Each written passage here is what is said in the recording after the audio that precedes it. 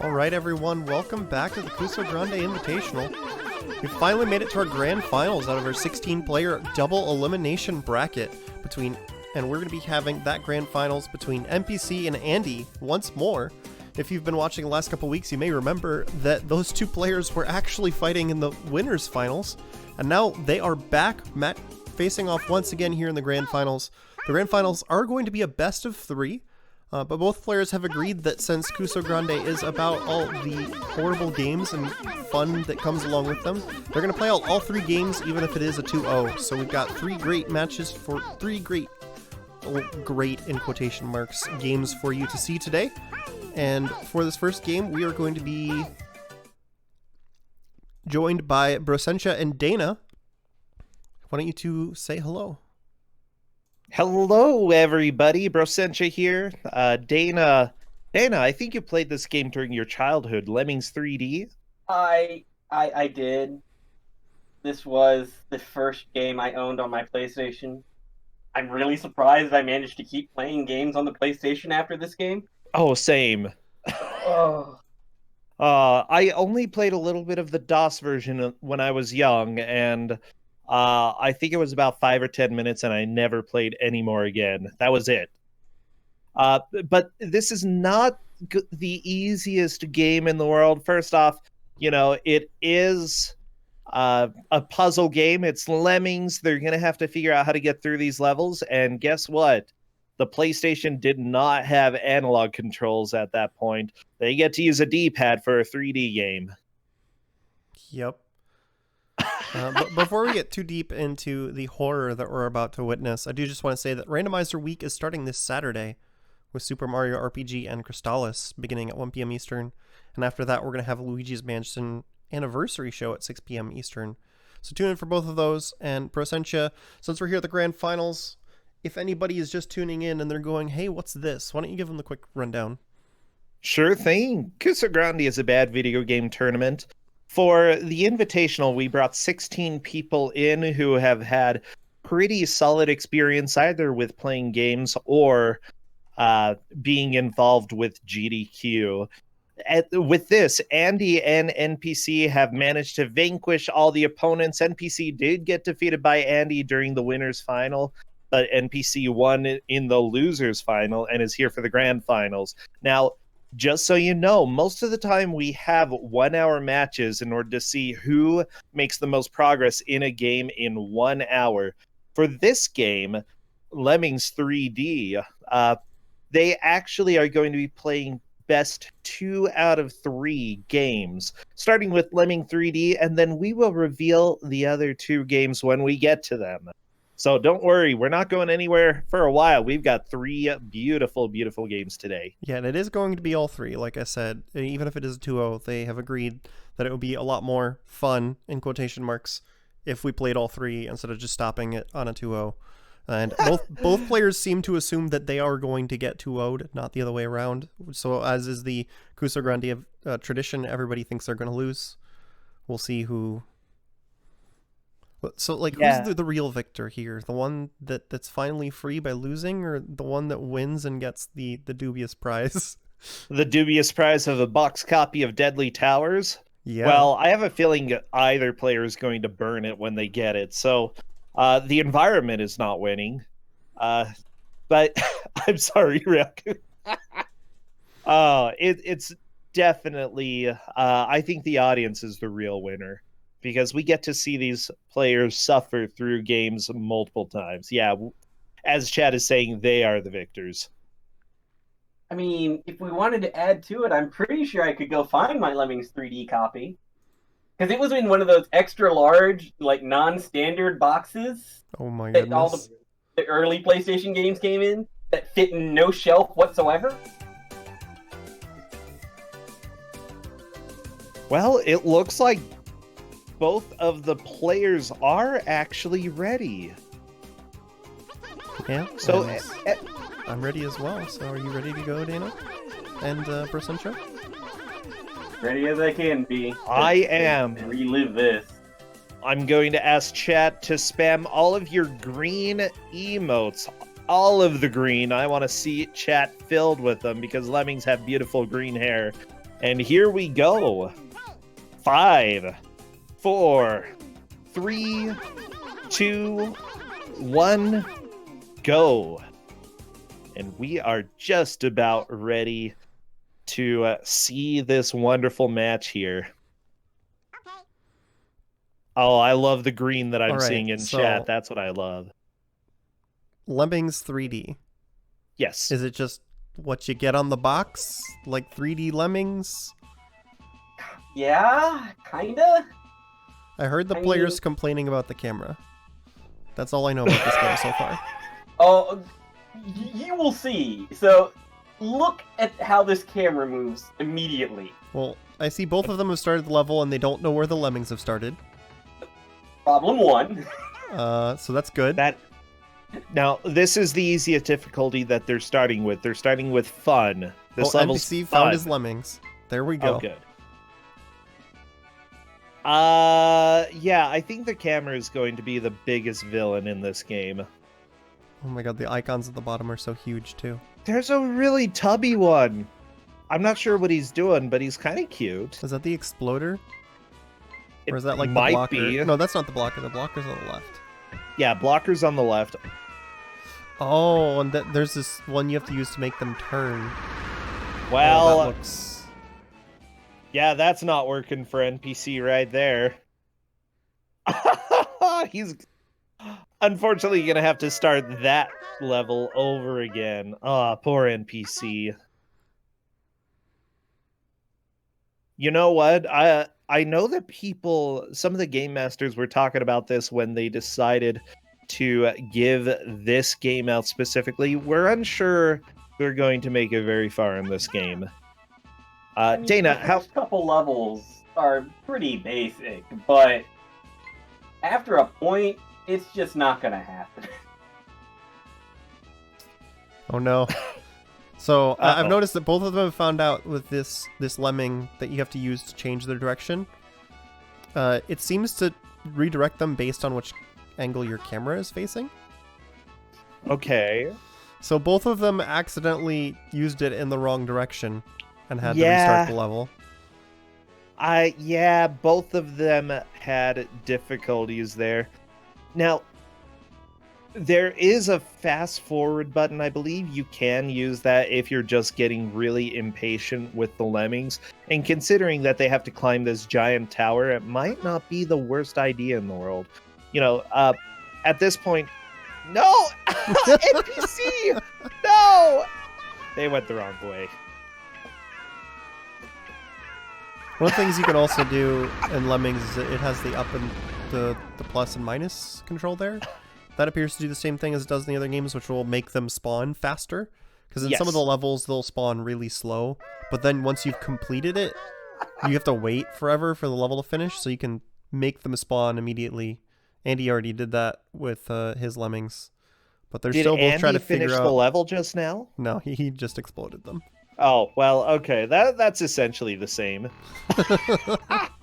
It looks like you need to get them all the way up to the top and then have them jump off the correct level onto that bounce pad. Oh, Is well, that what that's it looks like? fun.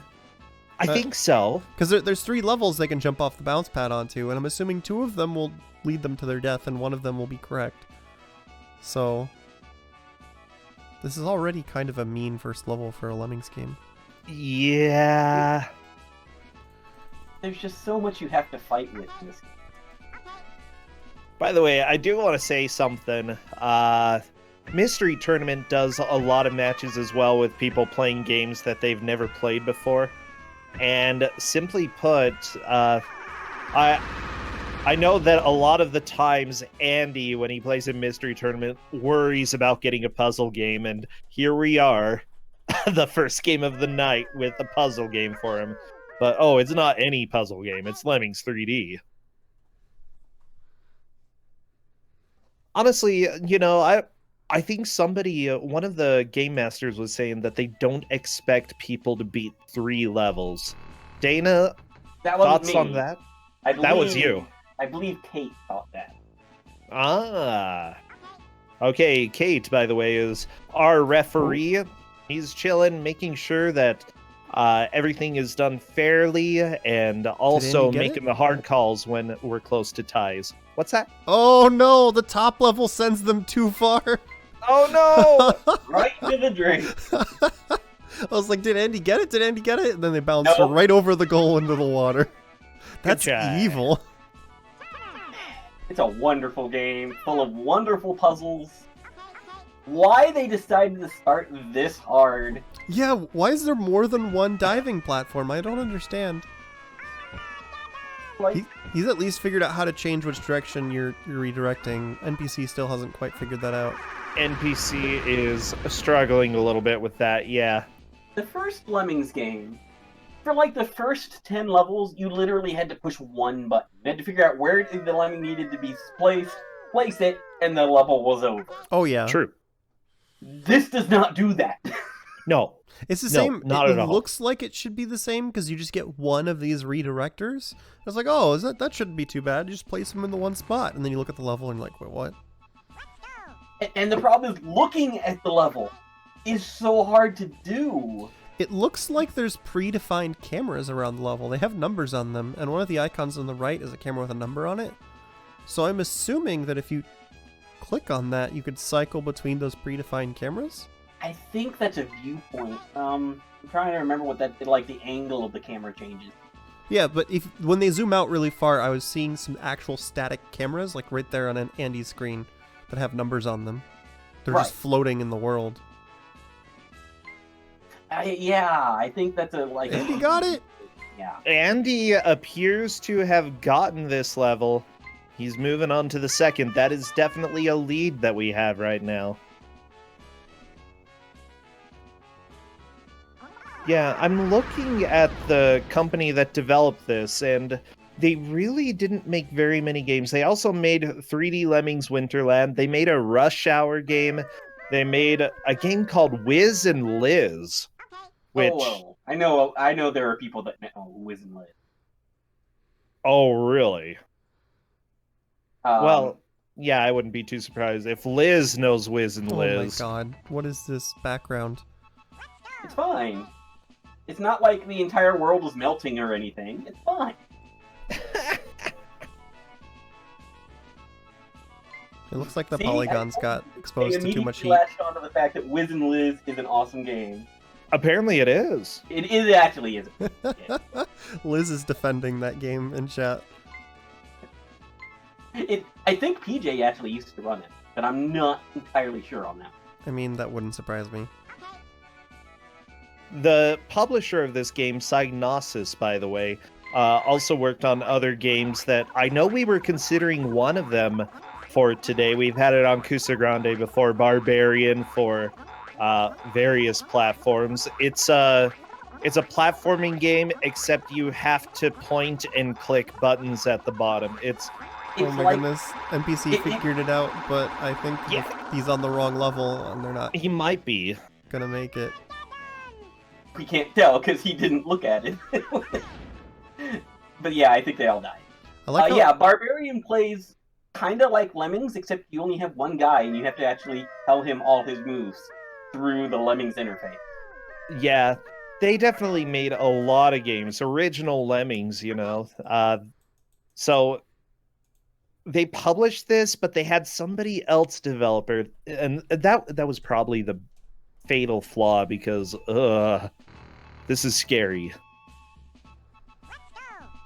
so we've seen the top one overshoots. NPC just did the bottom one, and it looked like it very clearly undershot. So, why did they give you 3 options if only one of them is correct? Because Lemmings 3D. It's It had to have 3 choices. yeah. I love how the lemmings die by exploding into more lemons. Lemmings, I should. Well, they could be lemons too.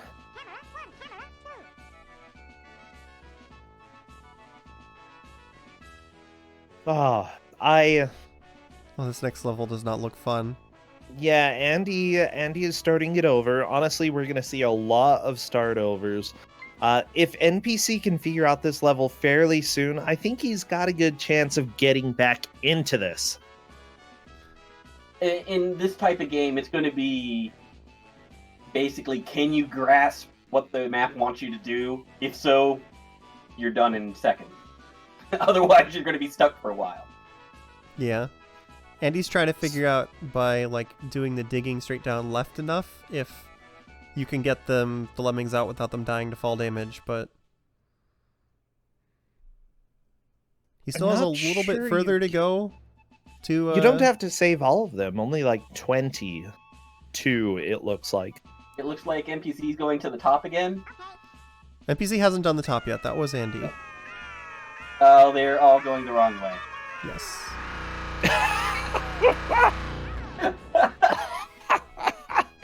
I've got NPC's audio on my end, and they just all start yelling at the durr.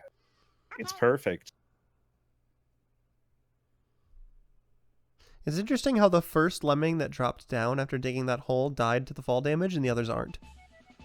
Huh. How does that work? That's an interesting mechanic. I don't know.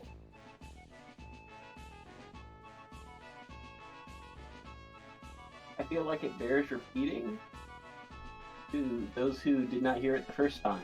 They are not controlling the camera with analog sticks, like you would assume a PlayStation game to do.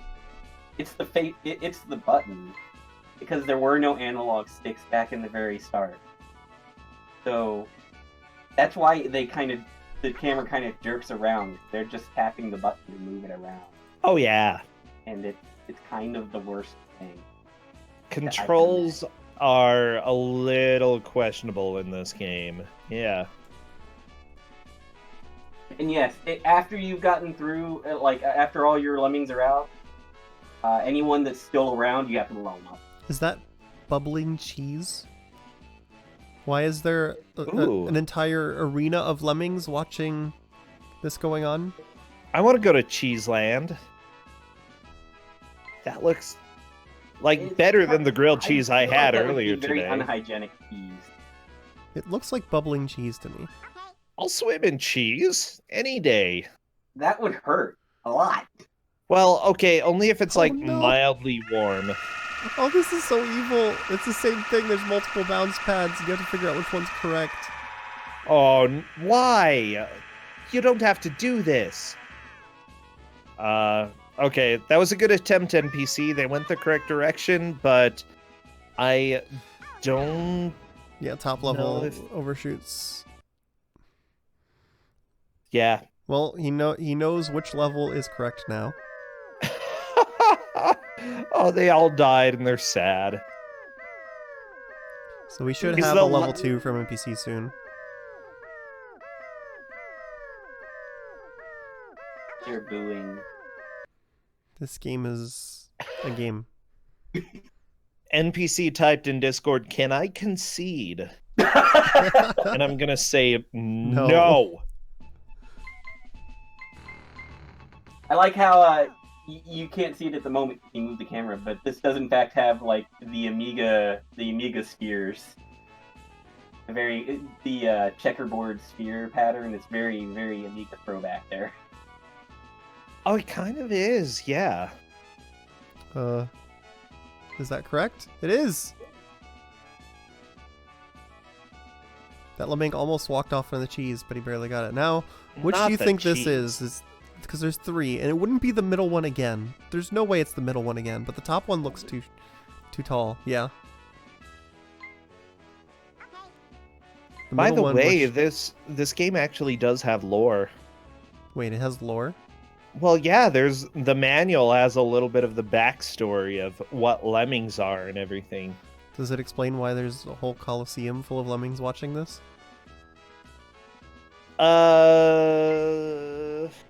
No.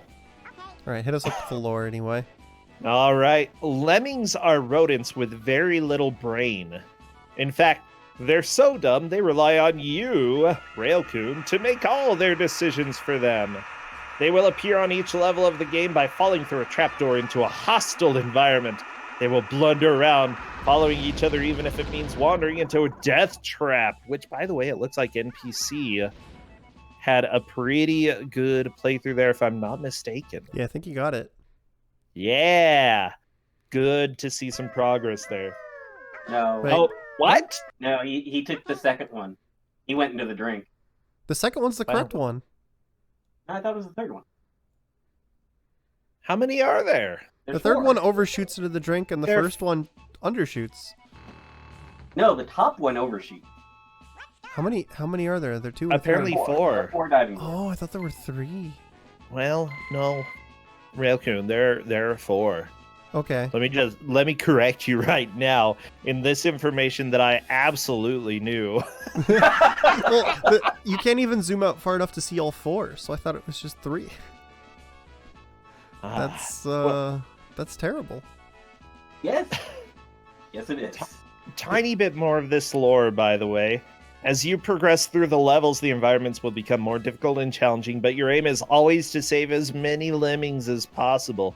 Hopefully, you'll rescue enough to advance to the next level. There'll be laughter and there'll be tears, but beware! You won't sleep for a year. I mean, that sounds about right. Yeah. Yeah, when's It's the last very time you aware slept? by the developers. Yeah, I'm not sure. And he's figuring this out pretty well. He got the last level, but he apparently didn't save enough lemmings, so should be good on this one. And NPC still hasn't... Unfortunately, the lemmings went the wrong direction on NPC's screen again. NPC is really struggling with that, and he's definitely letting his frustration out in Discord. He is not happy with it. I cannot blame him. We got an all caps, I hit the right direction, followed by comic book expletive censoring of just mashing the special characters on the keyboard. I love it. Just so I everybody love knows, by the way. The Oh, original go Lemmings ahead, Dave. games. Yeah. Lemmings 1, and I liked Lemmings 2 a lot too, because it was basically the same thing. Except it had Super Lemming. Super Lemming was cool.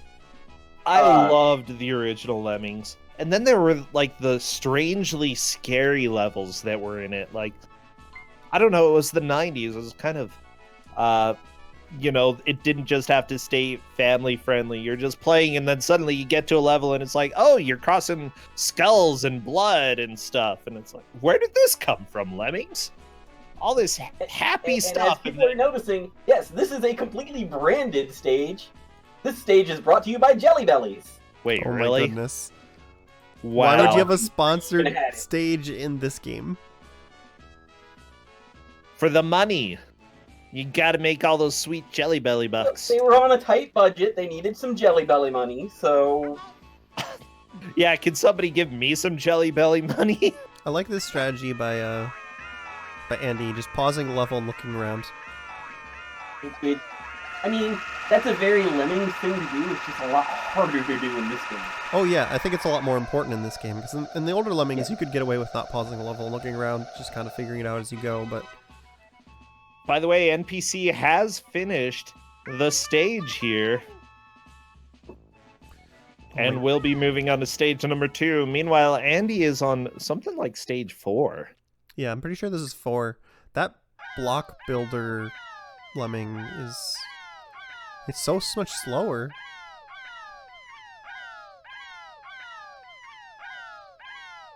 Yeah. Oh my gosh. I'm just thinking, everybody who's watching, this is Kusogrande, the grand finals of the Invitational. Specifically, we are having them do the best 2 out of 3, but they'll be playing all 3 matches anyway, because, we can't let them get away from suffering. During this, the goal is to make as much progress as they can in 1 hour. Andy is currently in the lead on level 4, NPC trailing a little bit on level 2.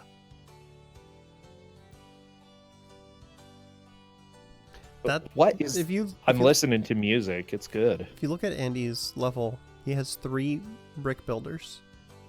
And you need to use 3. So if you misplace any of these brick builders, you lose the level. Yeah. This is the easiest difficulty of this game.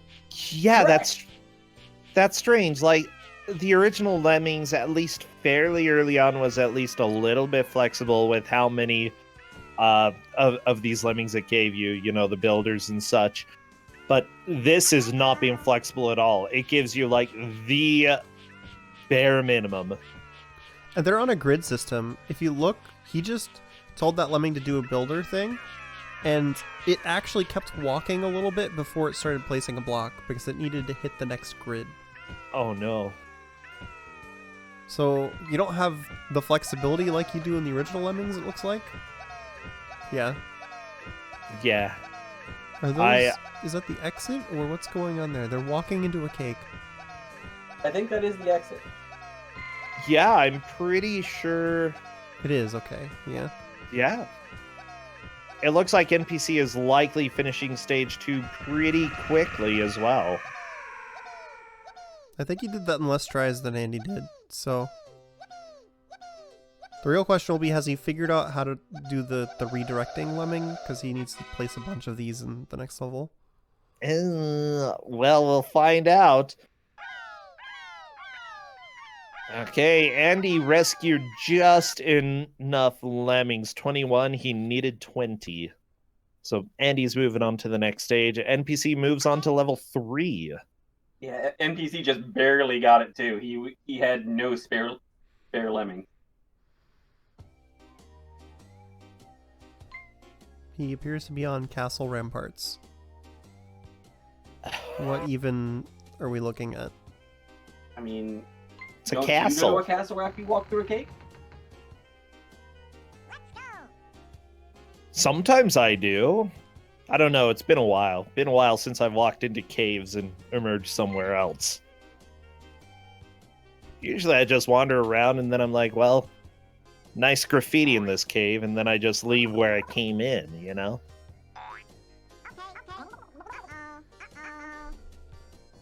The little animation for them drowning in the cheese is just kind of horrifying.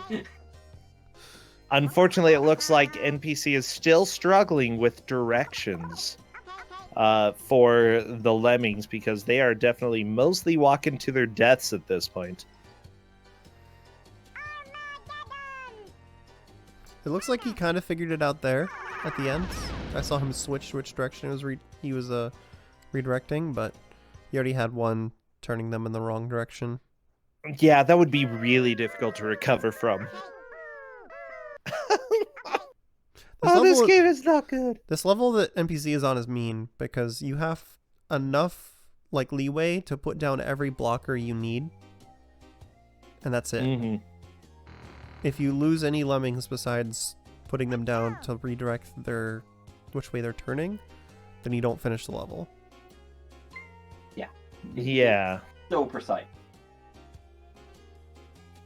Like, for a game that has very imprecise controls, you definitely need to be very precise. I think just figuring out how to get fairly reliable when it comes to everything that happens in here, you know, and get consistent with actually making things do what you want them to do in the correct location. It's not trivial.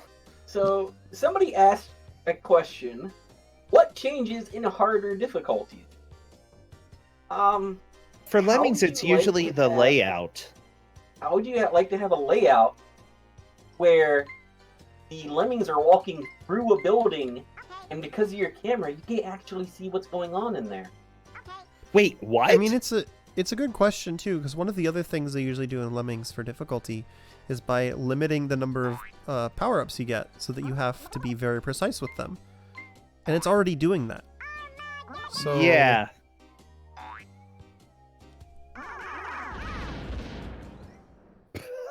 I can't get over the exploding animation. It's so good. It's so good. And also the yelling before then. Oh, and there goes Andy. Oh, yes! Virtual lemming! I forgot about virtual. Oh, yeah. So that was the second part to my statement of they walk into a building, you can't actually see it from your camera point. You have to switch into a lemming's point of view and watch as they walk through. Is that what the lemming face is? I believe that is, Oh yeah, my that gosh. is. They were given a manual for this game. We can't always find manuals for the games, but they were given a manual for this one. And I'm assuming it's covering what all that stuff does. I'm taking a look. I'm not sure I actually see Maybe. Oh, yeah. The face icon. To enter virtual lemming mode, select the face icon and then press button R1 on the joypad or click with the mouse. Look at what NPC managed to do.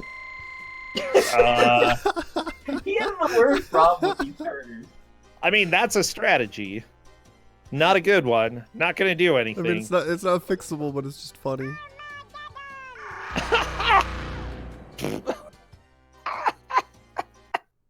Oh, I love this game. Oh.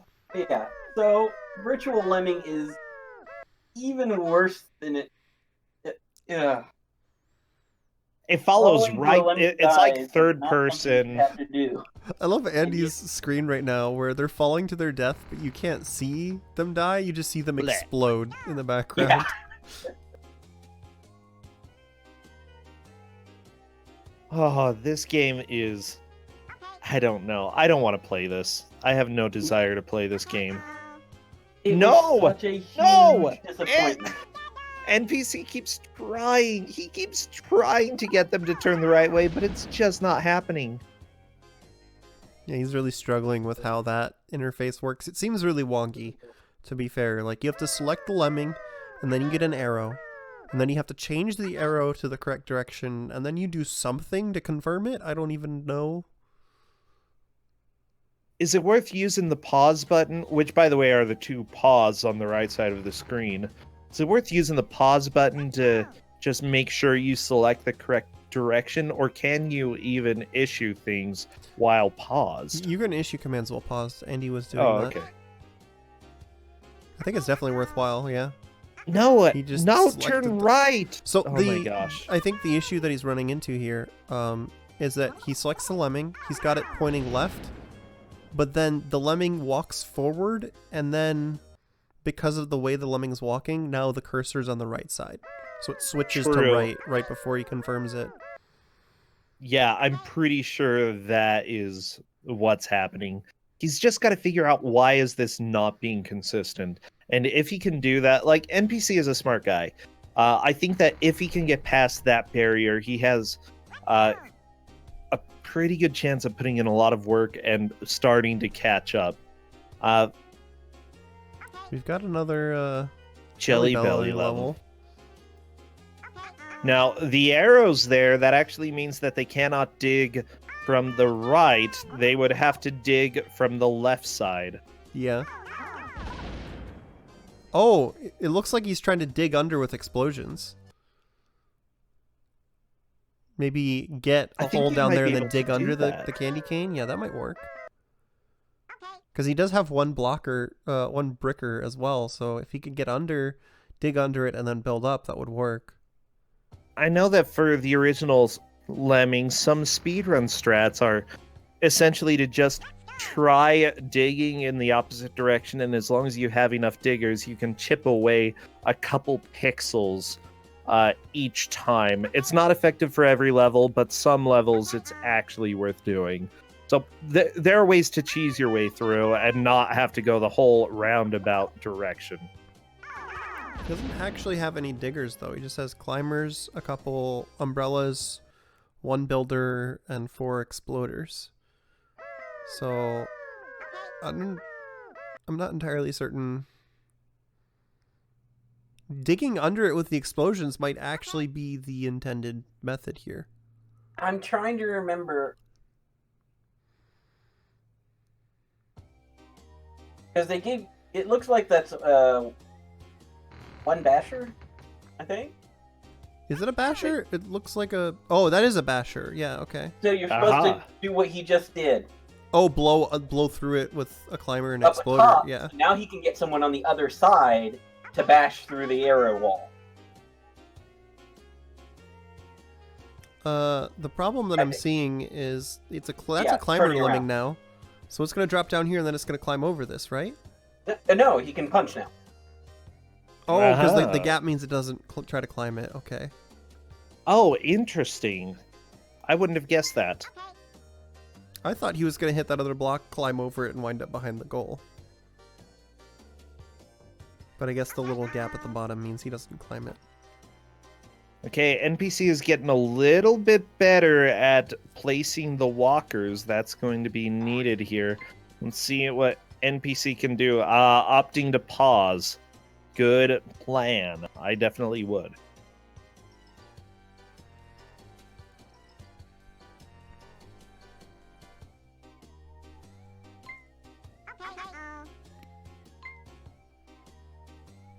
It's a computer. It's very, very high tech. That's a very small monitor, even for the times. I kind of want to zoom in to see what the logo is. I don't Looks know. like it's It's a Lemmings logo. got a monitor just like that. It's got the developer logo on the PC. How much do you bet that computer would have cost back in the 90s? State of the art. Even has like some portal in the back of it. It's cool. I'm very confused by the fact that they've got the keyboard on the tilt, but then the function keys along the top are flat and not on the tilt. It's a new ergonomic style, you know?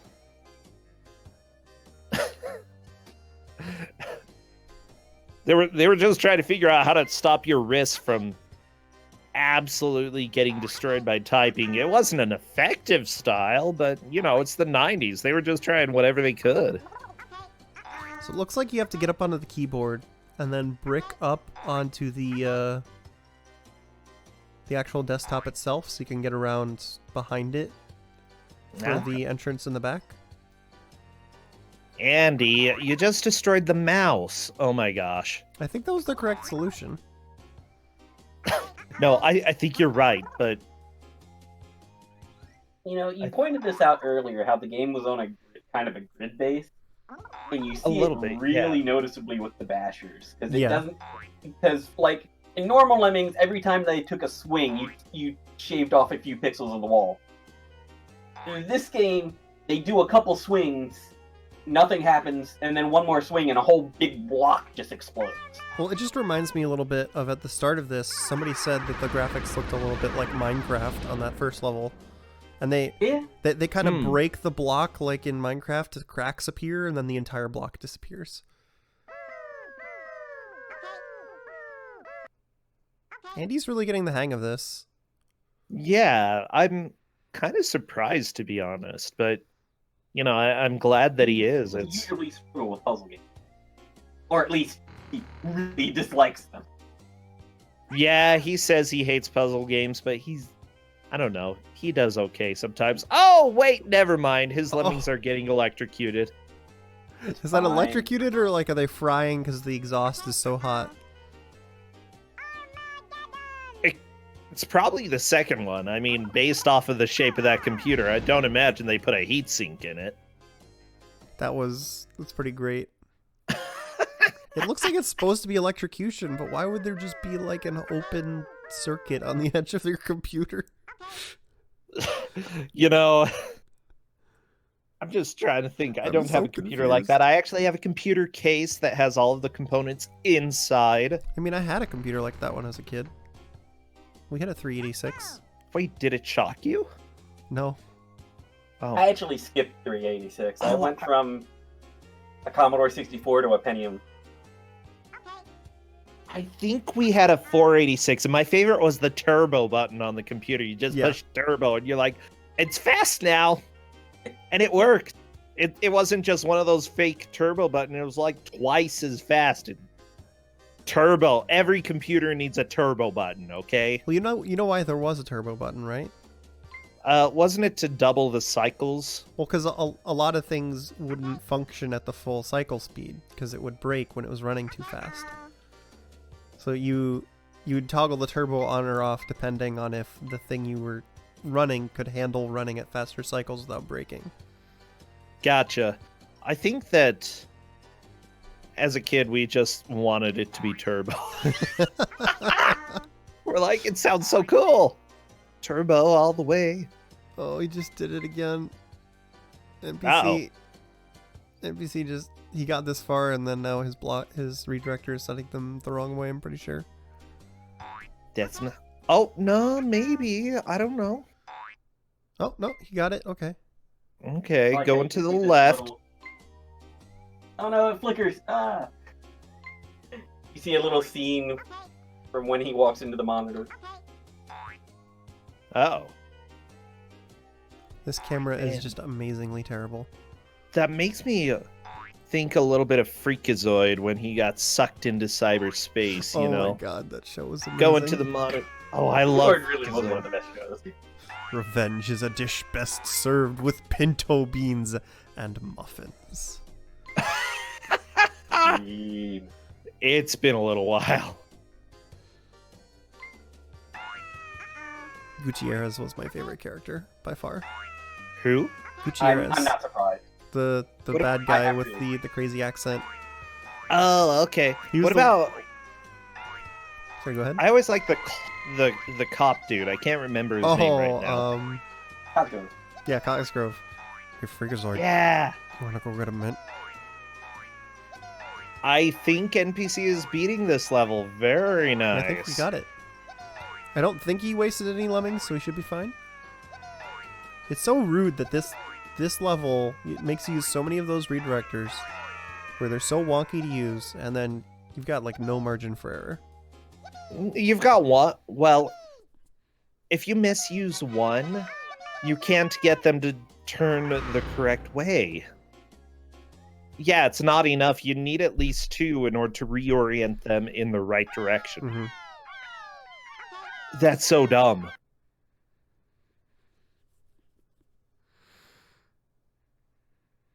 Oh no, Jelly Belly time, the bean machine for NPC. This level was significantly easier than the one that NPC just finished. Yeah, I think so. They're like, Because it was just maybe Jelly Belly's like, we can't get through it, make it easier. Because this one was just place the 3 brickers in the correct spots. There's not too much wonky about the user interface on that, you know? Yeah. Yeah, as long as they're not turning anywhere, then it's a little bit more doable. It's been a long time since I've had Jelly Belly. I don't know. I would ask if they have like sugar-free Jelly Belly, but that sounds like a recipe for disaster. I mean, the answer is probably yes, but you probably don't want them, you know? Yeah, that's sort of what I'm thinking right now, you know? But I'm still curious.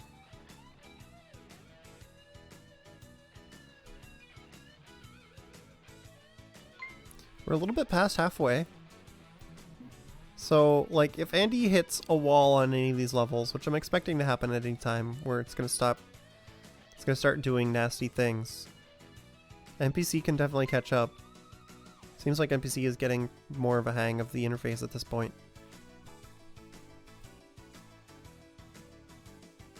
He's probably got this, and if he doesn't get this time, he'll probably get it the next. Yeah, I think Yeah, I would the way he'll use- fail this is if he tries to brick too close to it, and then it doesn't make it. But that I don't think he'd make that mistake again. Oh no, yep, there we go. Oh no. Yeah, he- Oh. So- But he knows how to do it, you know. One failure is not a huge deal. That mistake right there is really understandable if you've played the other Lemmings games. Because if you're right up against a wall and he used a bricker, they would place 1 brick and then they would stop. It was so Um, frustrating. But so what he No. would do is that you'd get a little bit of height, which is he only really needed 1 brick there. But instead, it like tried to place a brick, but he was against the wall, so it just ate the brick and then yeah. That would have worked fine if it was the older games. So I'm really confused. Why is there always a camera with a number over it? I think those are like So- predefined camera angles that you can switch to. yeah, you can actually switch to these default cameras, so if you need to jump around the stage really fast. Are they actually any good? I don't know. Eh, We haven't you seen can either call of them it use them the yet, camera so you really need. I think I would try using them. I do not like the free camera at all. So is Andy just like in a maze right now? Yeah, essentially. Aw, he's Yeah. sending them home. Yay. I was a little bit worried because the door on the home was closed, and I was like, is home gonna work? It did. worked just fine. That's another thing about this game. Like the original Lemmings, the exit to the stage was always consistent and it always looked the same. Didn't matter what theme the level was. It was just always the same. I think the only times it would change is if you were playing like the Christmas levels or something like that. I think I remember it being very slightly different on the Christmas levels. I'm just trying to think. Maybe in like one of the second Lemmings. I don't know. There were a few Lemmings games for DOS. Wait, there's a Skittles level? No, somebody asked whether you would prefer Jelly Bellies or Skittles. Oh, jeez. The answer is easily Skittles. Yeah, like the only candy I really eat right now is chocolate.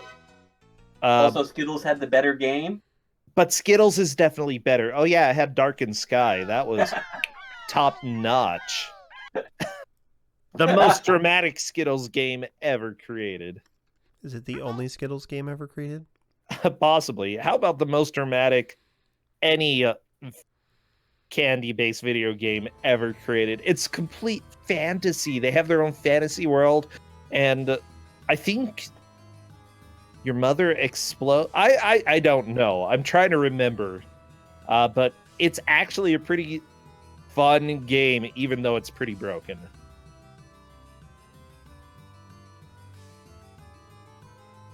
Well, we've got 2 different castle levels right now. Andy is still in the lead. Honestly, I think it's getting a little bit hard for NPC just due to the struggles early on with the turners. I'm not sure if NPC has a chance of catching up. But because this is the grand finals, we have 3 matches. The second and third, it could definitely switch things into NPC's favor. Oh, this is... I think he's just realizing that he has to be careful about where he drops down on these castle ramparts. Because after the first level, they're all different heights.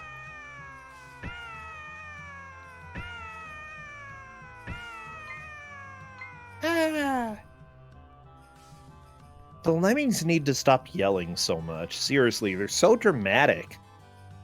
I mean, they usually die after they yell, so maybe that's understandable. So my favorite sound effect from the original Lemmings was when they died to fall damage and they go,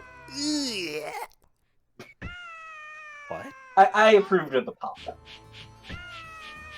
I do not in the original remember that Lemmings, sound they had different sound effects when they died. There was the explosion was like the noise. Yep. And maybe we... Okay. if they died to fall damage, they made this like noise. Yeah. I'm gonna go try to see if I can find anything. Okay. Lemming solutions. Anything, you say. I'm sure you could find some. Well, yeah, my sister actually made a guide to every original Lemmings video. Oh, I remember that. Yeah, it was long ago. I didn't know Yeah, that. she was like, there was no information out there about how to beat the levels, so she's like, I'm gonna do this.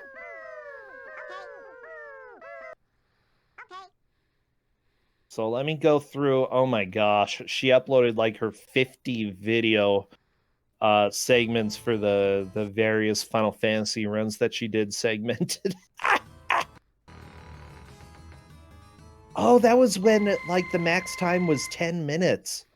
Oh yeah, uploading Final Fantasy 10 minutes at a time is a little painful. Sorry, go ahead. Yeah, for the, like old YouTube videos when 10-minute Oh, videos.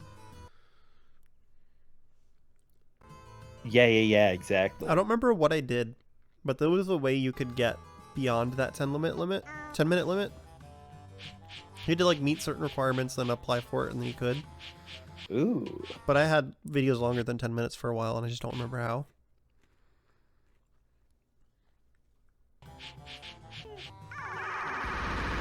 Well, it looks like Andy is moving on to the next stage. NPC is currently loading, unfortunately not beating the level. Andy is... I think Andy's struggling a little bit with this castle stage, though. It's pretty I'm rude. not... Yeah. It looks like you have to change directions in this little gazebo where you started and then brick out of it. But getting that bricker started at the right spot is difficult, because then they just hit the ceiling here and they stop. Ah. I think he needs to use one of these lemmings to change directions, because he's trying to go straight up here. But he doesn't have enough bricks to do that. I think he needs to go... That might have worked if he had 2 brickers, I guess. Huh. But I think what would happen is, if he does it from there, the second bricker would not quite, like, would hit the ceiling, potentially, so he might need to turn sideways to hit one of the side walls. I'm not really sure. Interesting. It's hard to I don't know. judge, like, where the brickers are going to go, how far they're going to go before they stop, and all that with this 3D world.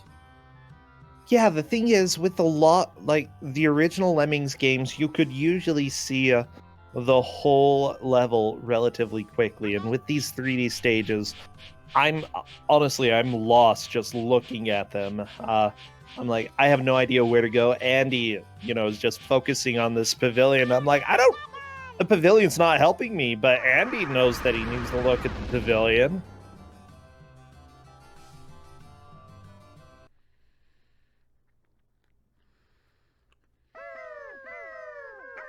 Everything about this game is just making me. Yeah. Oh, it didn't quite Yep. make it. So close. I think you have to use the turn direction, guys. This was just the biggest letdown. But then For a what do you person do who once played you're up so there? many Lemmings games growing up. Yeah. Now, New Andy console with a new Lemming in 3D. 3D. And then this happened. Somebody's Man. asking in chat, did this game come out before or after the 2D versions? Much, much after. A This is little on bit. PlayStation yeah. 1 with no analog controls. This Yeah. would be a lot Well, more bearable if it had analog, because then you could use the analog to control the camera. I mean, what? This was 1995, 97. I think the DOS version came out in 95, if I'm not mistaken. So, a couple of years after Doom came out is when this was released. The original, on the other hand, was sent out. As soon as I can find it on this list, I'll My let you research know. showed Lemmings 3D was 95, but the original Lemmings came out really early 90s. 91, yeah. So this is 4 years after the original. When everybody was like, 3D is the best. We've got to make everything into 3D. And this is not one of the games that needed to. Like, I imagine they could have made it work, but it needs some significant changes and a camera that works.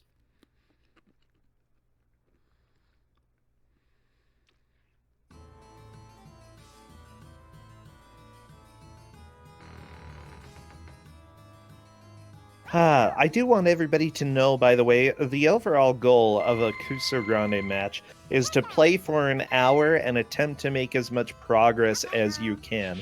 Even if you game over and go to the back of to the start of the game for some reason, you set a mark based off of the goal there. And if the other player does not beat that mark, you are the victor. At this point, Andy has such a significant lead, I'm not sure there's even enough time for NPC to catch up, even if NPC played perfectly at this point. Yeah, Andy's pretty far ahead, and NPC was starting to move along, but he's gotten stuck on this castle rampart stage. And I believe Andy got through this one pretty fast, so... I think it took a few tries, but yeah, he was able to get through it. At this point, we just want to see, like, can Andy get past this level? What new horrors lay beyond it? That kind of thing. I'm honestly hoping for them to be forced into a level that uses virtual lemming. Oh, Yeah, babe, why they not haven't just use had to it make use of now? that yet. All right, so he's up on the walls, but what does he do from here? It looks like he's going to use a walker to walk to the right. Oh, there's a drop down there, so they have to walk all the way around, and then you drop them off the ledge. Okay. Oh, that's nice. I didn't realize there was a hole in the wall there. Now, Railcoon, just imagine Lemmings 3D with ray tracing With what? graphics, ray tracing, real-time shadows. Oh, can you just imagine? It would be so beautiful. Very blocky still, but Very blocky shadows, yeah. oh yeah. So it'd just be like Minecraft with shaders on. Ooh, we need to make some shaders for Lemmings. Why? Anybody in chat want to jump on that? That would be great. All right, Andy's made it past this level. What new horrors lay beyond it? I'm excited. Ooh. Or, hear me maybe out. more Jelly Belly or Hear Skittles. me out. You just recreate Lemmings in Minecraft.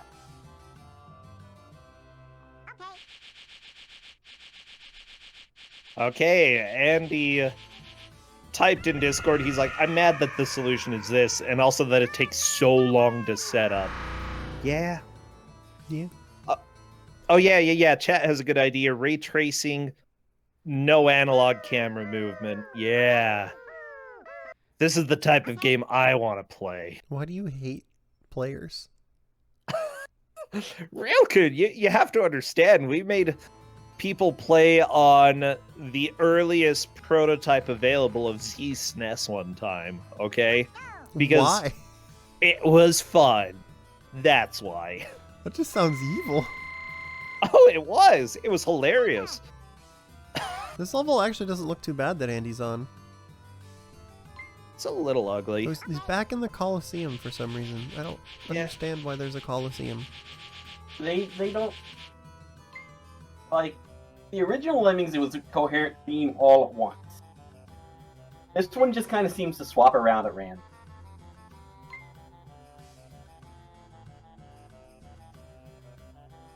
Oh, yeah, Railcoon. You haven't been around for any of the April Fool's matches that we've had, because we've had some special ones. Like one, they had to play an NES game with keyboard controls, but the keyboard controls were specifically U for up, D for down, L for left, R for right, A for A, B for B. Oh my god, why? Because I'm evil. It was pretty monstrous. Oh, it was so good. Oh. See, you say that, I'm curious if, like, Dvorak keyboard layout would make that more tolerable or anything like that. I don't know. It might. But yeah, the point of this is so that I can laugh and be happy. You know, if I'm having a bad day, just sit down and watch people suffer, and that just makes it better. So in reality, I'm usually the winner when it comes to Kusogrande. Yeah, the winner of Kusogrande is usually the viewers. Yep. There have been a game or two I have actually removed from my list because the viewers would lose. Uh-oh. Yeah. There have been those. Well, we are did NPC figure it 53 out? minutes in, and I think Andy figured that out. Yeah, Andy got through it. It looks like NPC might have figured it out as well. Ooh, that's good. Hopefully. The Lemmings are shuffling over. Oh, and it's the maze section, if I'm not mistaken. Is he going to blow them up? Oh no, poor Lemmings.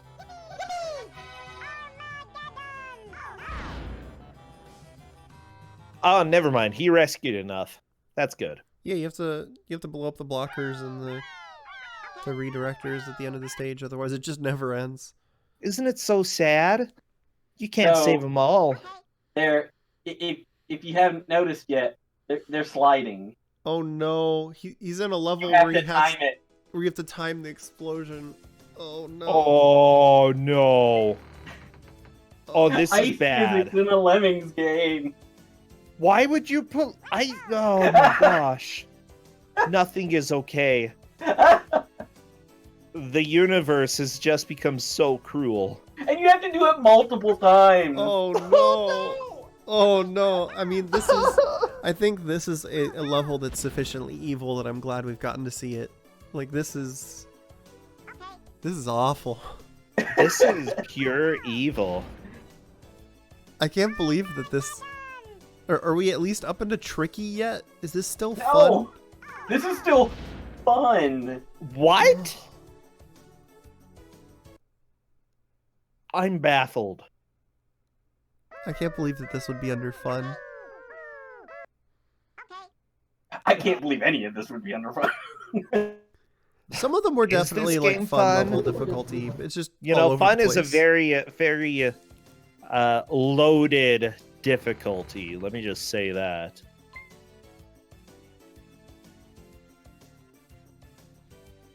At the same time, like, you can tell that there's some creative design that went into these levels. You know, they had fun working on some of the designs. It's fun, question mark, to put in ice physics and let players deal with that. It's just that the players are not given the tools needed in order to actually get through this. It's a huge pain.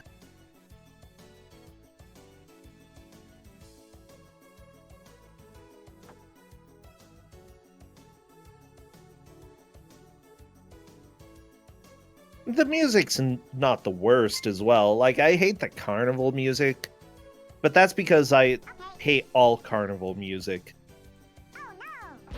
So I'll admit, I played so Yeah. many Lemming games, and I had so much fun with them. This is one of the first games we've had on the Invitational where I'm tempted to check it out myself. You should. It's Feel bad. free. But you know what? The DOS version is a little bit more playable.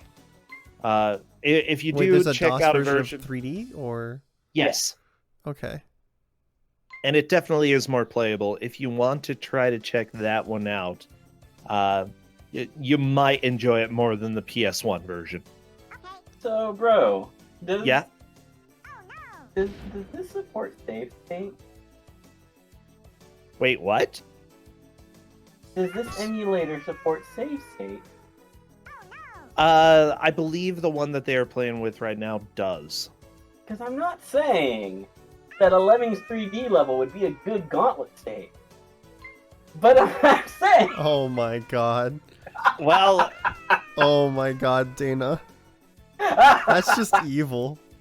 yeah. The Kusogrande Gauntlet usually involves short challenges, playing through one level, maybe two levels of a game, and Oh my god, Andy figured it this out. would be Oh special. no, Well, there's sort there's of. water right in front of There's the goal. water right in front of it. Why is there water? How? How are you supposed to? What? You don't. Game over. We're done. Is there a bricker or something? How? It looked like he figured it out, and then he drowned right before the goal. I guess it's And a then fake water. exit. There are levels that have fake exits. Yeah. Is there a real exit? I don't know. Why would they have a fake exit? Oh yeah, there's another one. I see it below the 3 camera over there.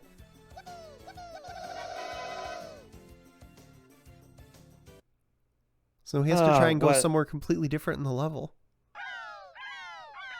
Oh, this level's What a beautiful evil. video game.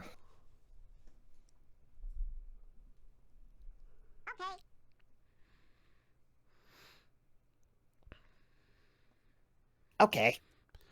NPC's made some good progress. It's just Andy got I- to a really big lead at the start. Yeah, the Yeah. turning mechanic, the turning Lemmings just completely destroyed NPC early on. As soon as he figured out how to make it consistent, he's been making solid progress. But that's the thing, you know, you never know what's going to trip yourself up. You never know what's going to trip other people up. And honestly, with the mechanic that big, it would have been good to just sit and grind and figure out a way to make it consistent. I think early on. Especially At the since same it's time, you don't know how much it's going to show up. Yeah, I mean, this mechanic of being able to turn the Lemmings seems like it would be pretty a common mechanic in a 3D game, you know? I think it probably would have been a safe bit of like, okay, I gotta figure out how this works. We were getting close to time though. Doesn't look like Andy's gonna be able to get to the other exit. Oh, wait. Did he get to the exit? He did. He got some of them in it, yeah. Oh, I want to see the next level, but I don't think it's gonna finish before he gets to the next level. Nope, because that is time. Well, There we go. as it turns out, Andy managed to make some solid progress, struggled a little tiny bit early on, but then really started to figure stuff out. NPC also had those struggles, unfortunately had those struggles a little bit longer than NPC, or no, than Andy. Sorry, I'm losing my mind here. He had those struggles for quite a while, just couldn't figure out the turners, and so he takes second. Now, remember, we are having 3 matches. This is the grand finals. Whoever wins 2 out of those 3 takes the victory. Now, even if the first 2 are won by one single person, we will still be having all 3 matches. Yeah, he hit the continue button, okay. We're gonna see the next level.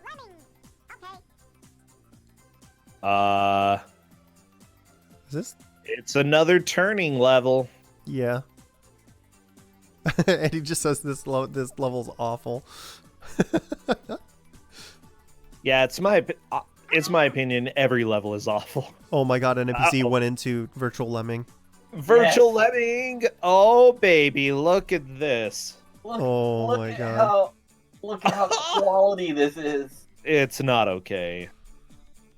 And it's required. In some places. So, that was the first match. We'll give Andy a point here on our overlay, because Andy won the first game here. But this is best of 3. So and they did agree to play all 3 just in case of a 2-0. So we're going to take a quick break here, and then we will be back with the next game in just a few minutes.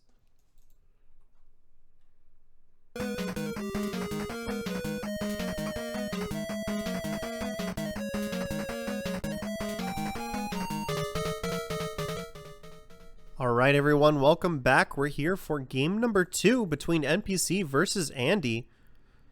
We just saw quite the interesting match between these two for Lemmings 3D, and we've got some new commentators to help us out. Corndan and Faizu, say hello.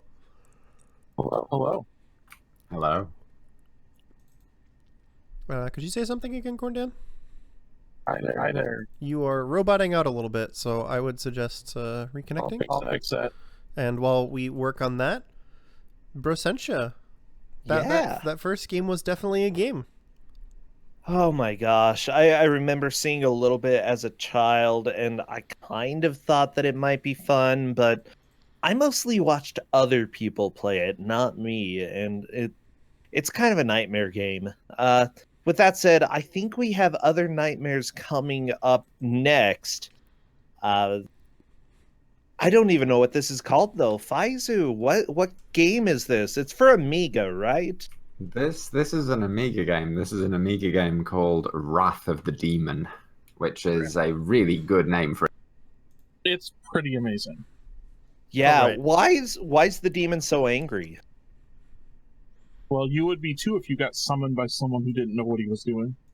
Oh, It's literally in the second paragraph of the gargantuan story that I sent you, Brosentia. And I once pointed out this is not my fan fiction or anything like that when I say that I sent Bro a story. This is the actual manual to the game. Yeah, the story is like 3 or 4 pages long. It's long. I just would like to take a moment before we get started again, just to remind everybody, thank you for tuning in. HOTFIX is funded in part thanks to subscriptions and bits. So thank you everybody who's watching, and if you could consider subscribing, it helps support future broadcasts. But so yeah, we've got a game called Wrath of the Demon. It's our first Amiga game in a while, and it looks fantastic. Are we ready to show them a preview here? Go ahead. I know that NPC is testing controls real quick due to doing control binding. Mm-hmm. But yeah, I think that we could probably let them see Muscle Man, especially on Andy's side. Yeah, that looks pretty fantastic. he looks pretty dang good. Now, shirts are generally not worn by heroes in this. Shirts are Plague very has infested my kingdom. The demon is gathering a horde of monsters to seize power over all the known lands. It is imperative a fearsome warrior be found to combat the demon's forces. Otherwise, all our realms will fall. No, don't fall. I'm going to have to talk about the story to this game a little bit because it is simultaneously the best and stupidest thing. Yeah, we're gonna have to read at least part of it. Well, everybody, I think that we need all of your barbarian-esque emotes spammed in chat. Castles, axes, demons. Go ahead, spam away. Oh, guys with blonde hair. Look at that blonde hair and evil eyebrows. He's Fabio, but evil. Or Fabio, but more competent, I guess. Angry Fabio. I am doing the countdown right now. Here we go. Spam away. 5, 4, 3, 2, 1, go. And the players are off. Oh, I love seeing those emotes, everybody. I love the He-Man emotes. That's also very appropriate. Oh my gosh, I didn't know there was a He-Man. Oh, I love He-Man. Does our main character ever put on a shirt during this game? Nope. No. Nope.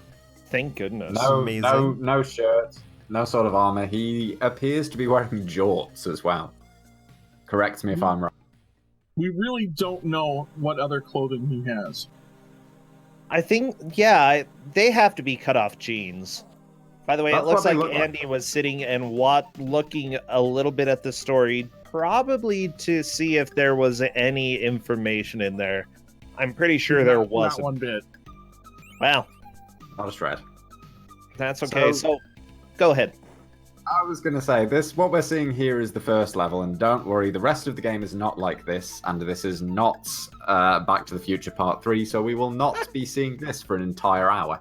Oh, thank goodness. This game actually has a really varied set of genres and gameplay styles throughout it. It changes it up pretty much every single level. And it gets gradually more and more hateful as you go through. But I think this is the only horse riding level in the game, and I'm kind of hoping that one of them will die, if only because the death animation on this level is fantastic. Yeah, I saw that while they were testing. It's something. This is not the only auto-scrolling running stage, though. I think a couple of the stages later just have our blonde barbarian running and punching things. Sort of. You know, I'm looking at the background, and this is gorgeous. I really like the background here. It's a really beautiful game. It's the parallax, it's nice. Question: So, how does life work? Where's the health meter? What is this? Top left. It's the row of orbs in the top around left. the alien head. I think red is health that you have available, and orange is health that you've lost, is what it looks like. Correct. That is correct. Okay, but they look really similar. Honestly, I kind of would have to get close to the screen to tell how much health I have. Like, they could have distinguished them maybe just a little bit more. It's not so bad when you're really playing. It's pretty easy to see. Oh my goodness, this level is so long. If you suffer from any sort of color blindness, then I don't know, red and orange might be more difficult to distinguish. But this level is quite long. But it's also one of the best opportunities in the game to stock up on potions, which are those 3 icons you can see in the bottom right of each player's screen. The big one that they're going to want are the life potions, the heart. Completely refills your health. It looks like Andy has actually been using those as he's going through this stage to kind of keep himself alive. But yeah, I think you can have a maximum of 3 of those at any given time. Yes. It's been a little while since I've played. NPC is through the stage. Very nice. I'm sad That neither of stage them was died. really long. That animation was amazing. That And- goblin looked cool. I like him. One thing we didn't really talk about in that stage is how all those birds flying by, you punch them in the face and they explode. Oh, yeah. Which is the correct way. Here we go. So- NPC moving into the next stage here. This in the is goblin stage, you get a sword, but it's the same idea. yeah, this is kind of a boss stage, if you want to phrase it that way. It's kind of a single screen, almost fighting game sort of thing. You can attack in 3 directions, and you have to try and beat up whatever you're fighting against before it kills you. In this instance, it's actually slightly unfair because there's a second goblin sitting at the back lobbing daggers at you. But NPC is doing really, really well. Yeah. Yeah, the strategy is basically what NPC is doing: get close, duck down, and just hit that other goblin in the knees. What do you do when they throw the low dagger at you? Is there any way to avoid that, or you just... You can jump, but you're probably going to get hit. Yeah, it tends to be the case that with barbarian games, they're not exactly the most agile of, So- of characters. Yeah. NPC is now moving on to the 3rd sort of stage, I believe. No, we've got another boss fight. We have a giant Don Bluth style dragon. That's a kangaroo dragon. That is, if I've ever seen one, yeah. Considering the giant feet and the fact that it kicks you, yeah. Pretty much. Well, I think that, this game actually has a lot of lore. I'm not going to read all of it, but is now a good time for me to read a little bit? Oh yes. I would say so. okay. I've seen a boss Know fight. the lore. The game Wrath of the Demon. The wizard Anthrax lit the last candle, completing the circle around him. 13 flames burning above 13 waxen heads flickered in an unfelt wind, a plume of colored smoke rising from each to form a turned cloud in midair. Anthrax lifted his arms into the cloud and began to mutter an ancient spell, causing the smoke to swirl wildly. Spitting forth flashes of light that filled the room with an evil energy. As the wizard continues his incantation, an image began to materialize in the raging storm above. An evil, twisted image, not that of a human, but of a demon long What? thought dead. This, oh yeah, and NPC has just been told the demon has kidnapped the princess. So, Of course he would. Why wouldn't he? I'm just going to give a quick cliff notes of the plot. Okay. Which is that a wizard summons a demon and asks him to kill the king and take over the kingdom for him. And the demon is like, yeah, I'll do that, but not for you. And the demon kills the wizard and then lays waste to the kingdom. The king sends out a messenger to find his most trusted knight to go and find the demon and kill it. Except that the messenger gets killed along the way, and this guy, who we play as, finds the message and decides, okay, well, I guess I'll sort this out then, and goes to meet with the king.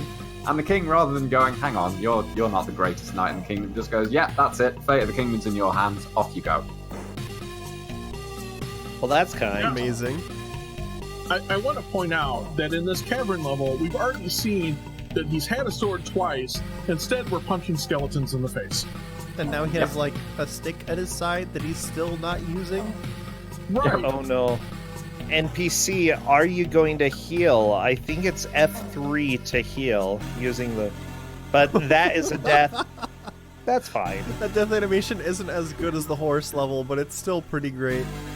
Now, on the horse level, when you die, he goes flying off the horse and he sort of looks at the camera and waves at you before he crashes into the... Or gives a thumbs up.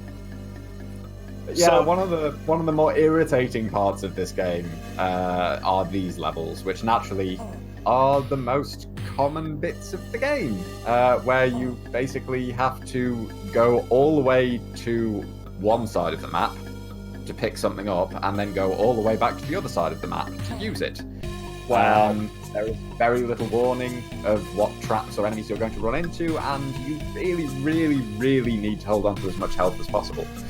Because you've kind of got your health potions, but you don't want to use them if you don't have to, because the further you get into the game, the more useful they are. Yeah, when you do die and you come back for the level, you do not lose the potions that you had when you died. No. If you use your 3 potions or however many you have and then die right at the end of the level, if you then continue, you will start with however many potions you had at the beginning, which is actually pretty kind. Yeah, that's really nice, actually. It's super generous because they just know you're going to die anyway. Yes. This game also gives you infinite continues. It also has a save function, which I strongly recommend that they use for the primary reason that what I suspect is going to happen is that they are going to get maybe a little bit further in than this, and then they're going to wish that they hadn't used so many health potions and want to reload an earlier level where they had more and get through a section without using them. It looks like Andy got one of the key items and is now going to the right. I think NPC is going to be getting to that point fairly soon as well. I like how Andy reached what looked like a horrible monster holding a key. He's like, wait, what am I supposed to do? Am I supposed to attack it? And he's like trying to punch it as the guy's giving him a key. I mean, what? One hit punch. Oh, One Punch Man, NPC on the left. That was beautiful.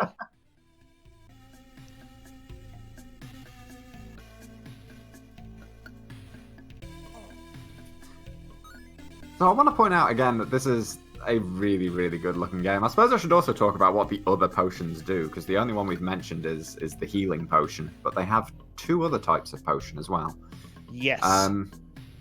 The healing potion is the one on the far right, marked by a heart. The weird swirly thing on the far left is a shield potion, which makes you temporarily invulnerable. And I do mean temporarily. It lasts, I think, a Really few short. seconds at best.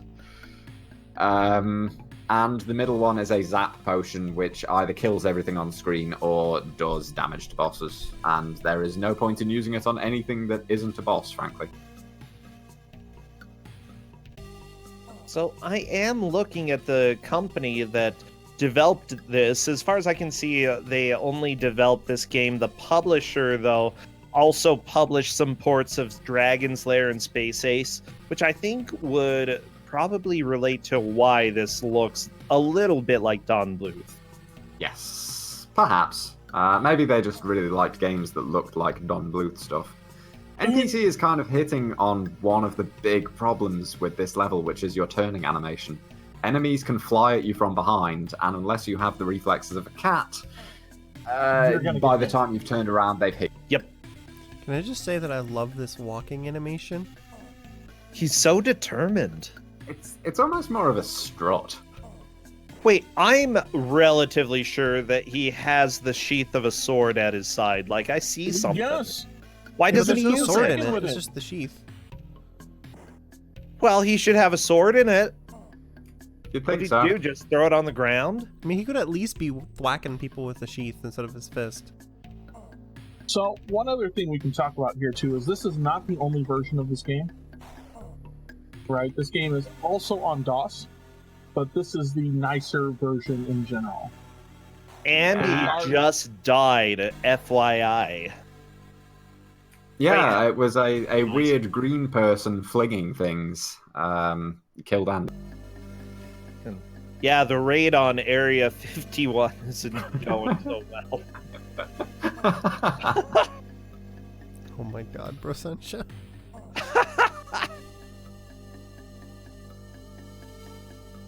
Yeah, I I'm think not this... too sure about... Oh, can Sorry, you not carry on. walk through this guy? Because some of the other enemies you could walk through. Nope, some of the enemies you absolutely have to kill. And unfortunately, it's not a good idea to face tank most of the enemies just because these stages are long and your health is limited. Yeah, NPC's about to die as well. I love the shrug animation. What? Yep. Just look at the camera shrugged and then fell face down. What? You can roll? You can roll. Oh, baby. Mm. Action roll. I love it. You just have to get the timing very, very precise, as Yeah. with literally everything else in this game. Even when you are punching things, it kind of has to be... It's only the fist that will hurt them, and only at the very, I want to say apex of the punch, but the point where the arm is fully outstretched. If you time it wrong, the enemy's just going to hit you. Yep. This is... What was that? Which bit? You cut out there, Faizu. Assuming I finished talking about the timing of the punches. Yes, we heard that part. I think the only other thing I said is that this is the level where the game really starts to show how mean it can be. This is as far as I got in playing it. Good and or bad news, it gets worse. Oh, Oh, no. I'm sure it does, which is why I wanted to give it out. Well, You were mentioning you played this for a really long time, Faizu. Did you complete this? Or I did not complete this.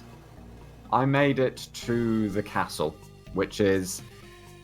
Technically, I guess you could say it's the end of the game, because it's kind of the final area, but it's about the size of the rest of the game combined. So, The castle is kind of... It's like 5 or 6 stages all on its own. there's a fun thing about this. Chat said that one alien-looking thing looked kind of like the Grinch. As it turns out, the person who worked on the art for this game also was the art director for The Grinch for Dreamcast. So God. maybe this was just... She used this on her resume. They're like, yeah, we're giving you The Grinch 100%. You're perfect for this. We also have a weird hopping green orc with is he wearing Speedos? Pretty much, yeah. Yeah, it looked like it. So far we've got goblins and orcs, so there's probably a pretty happy Liz in chat. Oh, yeah. You know, I really like the music in this game. I like the art, I like the music. The gameplay is probably where things struggle the most, but it's not bad. The gameplay is definitely where this falls apart. Oh, yeah. Well, looking at who did the audio, it's David Whitaker, who basically was the head of audio for all of the Lego games. You know, Batman 2, Lego Harry Potter, Lego Lord of the Rings, all of those.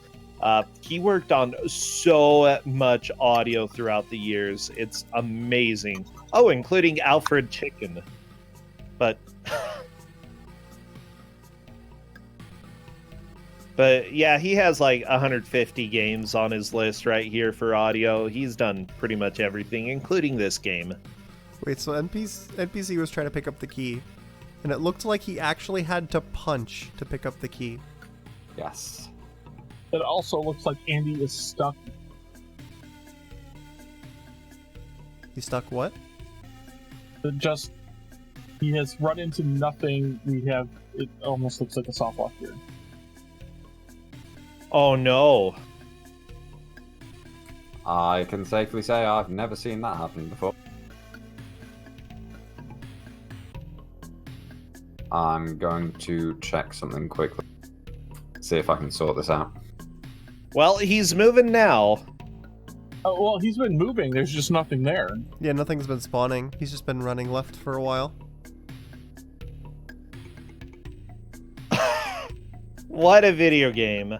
Well, long has he everybody, been this running sometimes left? happens. Andy, you need to not break the game.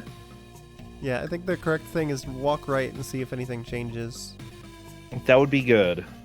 Did he save? I believe so, but one of the difficulties here is this game tends to want to delete your saves when you close it because it saves all the saves on a disk. Oh no. I'm checking something to see if it is safe to quit without closing the emulator. Yeah.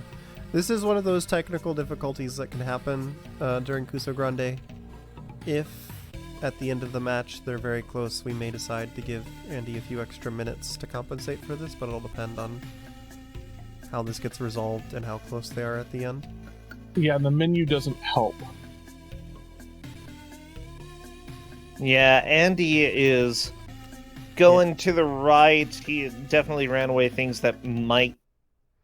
from things that might kill him, but Well, is he doing a soft something. reset here? He's trying the reset button. Ooh.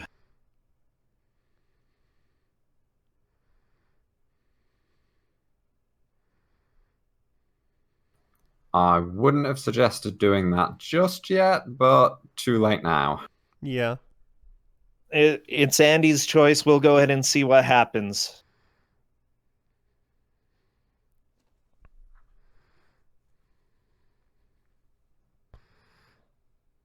And this is something that just happens with Kusogrande sometimes. Some of these games are just of such a low quality that this can happen. So we do have rules in place for this. And Yep, we'll see unfortunately. what the ruling will be at the end.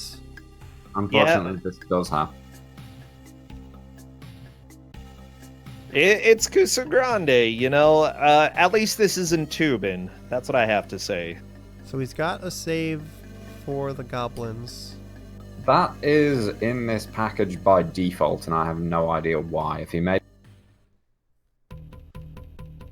Well, So we lost a pretty reasonable amount of progress, but Kate is our referee, who will usually handle this sort of thing. So we'll probably get a ruling from Kate at some point later on in this, when we're closer to the end of the game, and we'll figure out how to handle it. But for now, Okay. NPC Yeah, and is... Kate... It's what's fantastic. We have really good staff helping out, making some of the tough calls, looking to see what is going to be fair.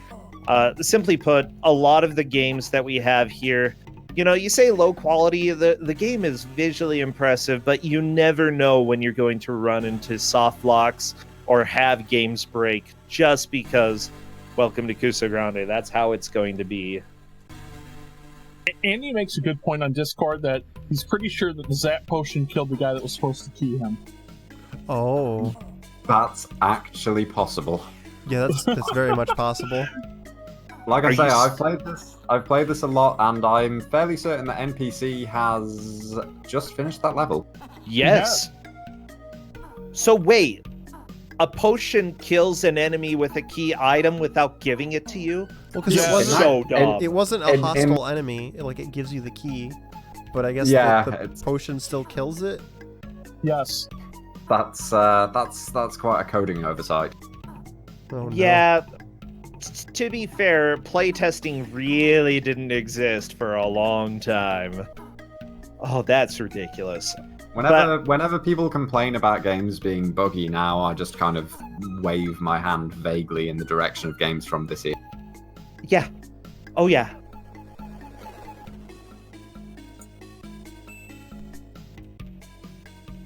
So yeah, Andy will definitely require some extra time, but Yep. Meanwhile, NPC is on to the next boss, which is probably the first actually difficult one to my mind. He just tries to whack your knee, though, with his giant stick. He's like, break your knee. Well, It's he'll again- also hit you in the face. Oh, that He too. will. The best strategy I found for dealing with this guy was plain and simply to crouch and bait him into attacking low, and then jump, and then hit him, and then crouch again, and just kind of repeat that. But again, with the problem with this, with timing being so finicky for absolutely everything, yeah, you've got a really small window to do that. I think the other option is kind of what NPC is doing, right? And just know you're going to take the hit on occasion and just do the jump swings and hit him in the face. Yeah, you can try and brute force it and hope you get lucky. So far, I think NPC's done a pretty good job. Oh, yeah, He's this is going avoiding some of the okay. attacks with the jump attacks. And he's getting good number of hits in. I'm slightly worried about how few potions he has, but he's definitely got enough to get through this boss. I feel that NPC's got a stronger position here, just with his experience with games like Sword of Sudan, which is arguably an even worse game than this. I think both of them played Sword of Sudan, though. But NPC runs it. Yeah, he speedruns Sword of Sudan. I mean, he did at, what was it, the last AGDQ? I think It was AGDQ, a yeah. blast. And Big Bad Gameathon. Oh, yeah, which... Oh, we have another Big Bad Gameathon coming up next week. And a lot of the players that you've seen throughout the tournament are going to be running. I know Mike Uyama has some games in it. NPC will be playing. I'm sure there are other people sitting around in chat as well who are going to be involved. So it's going to be. Playing. Oh yeah, that's true. I forgot. Maybe I should practice for that. I need to practice for that. I'm still pretty confident that I'm going to be well under estimate. Oh, good. In my case, I could either go way under or way over. It's very dependent on RNG, so that's going to be fun. It's going to be great. That one's not charity. The charity thing that's coming up next, actually, Games Done Quick is going to be having the GDQ Express at TwitchCon, not next week, but the week after. Wait. I can look that up for you real quick. Or 2 weeks after? I don't know. The 27th through whatever? Yes. It is the 27th through the 29th. Yeah. Some of the people who've been playing here also will be there, so make sure that you check that out. It's going to be a blast. I'm fortunate enough to go. I'm on the backup runner list, so I might get to play. So what would yeah, that's right. I've got Mark of the Ninja glitchless. Oh wow, Ooh. nice. That's actually a good game. Yeah, just so people know, the full Kusogrande tournament is going on right now. We had 170 people sign up. We're down to the brackets. It's starting to get pretty close to the end. I have that over at my channel. This is Brosencha. So if you are interested in crappy games, I sometimes have a few of those. Sometimes. Most of the time. Yeah, most of the time. Well, at this point, NPC is still fighting this stick goblin dude. This guy's hard. Twitch chat has nicknamed him the Majin Buu Orc. I think that's a reasonable name for him. He's totally Majin Buu. Yeah, I think it's a pretty fair name.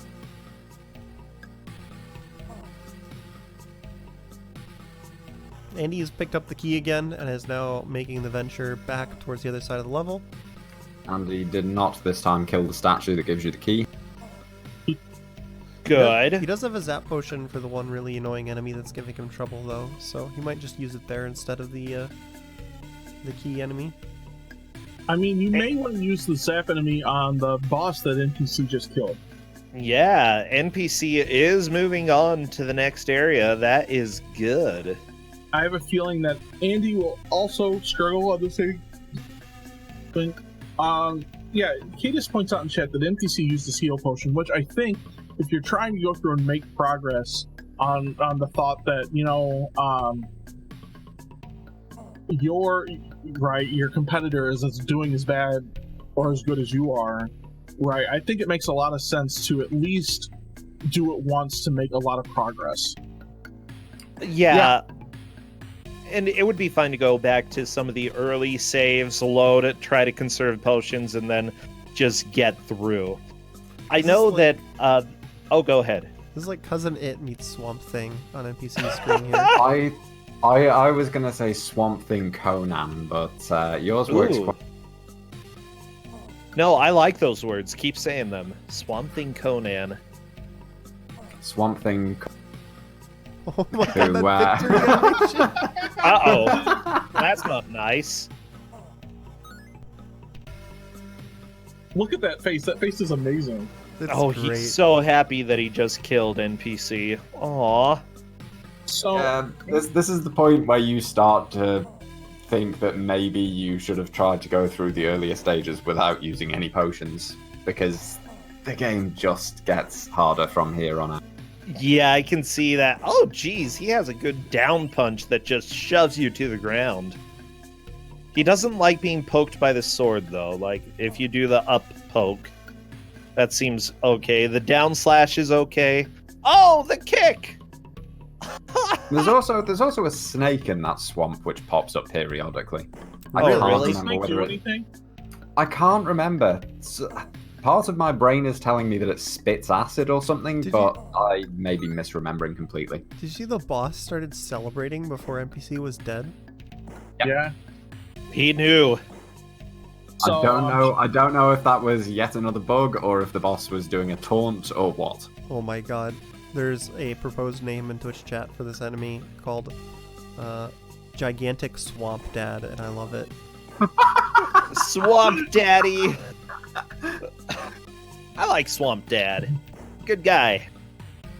Or the Green Giant. Less jolly than the Green Giant, but yeah. He's pretty jolly when he Angry. wins. By the way, Angry. I'm looking at the manual and some of the hints about the game. It does say to try to keep your potions. It also says, try to stay far away as possible from the monsters. And then immediately after that, never let a monster push you in a corner. It's like, well, which one do you want, manual? Because it's going to be one or the other. NPC may have almost stun locked him for a little while there. I think the bosses are just extremely random about how often they attack, because I've seen that happen a few times where it looks like they're stun locking and then they just break out of it with an attack. Yeah. I can guarantee it is possible to kind of beat every boss without needing to use a health potion. I can just also guarantee that it is incredibly difficult to actually do it. So But yeah, should also point out that Andy just made it to Majin Orc. No without potions, any though. Potions. That's going to get a little sketchy. Oh, NPC is saying that he wishes he could load. How do you actually load? Control L on the any of the cutscenes with text. Okay, gotcha. He definitely can load as long as he was smart. NPC has been saving pretty religiously. Yes. They were advised that it's recommended they save, and NPC has taken that seriously. Okay. Yeah, NPC has definitely been saving.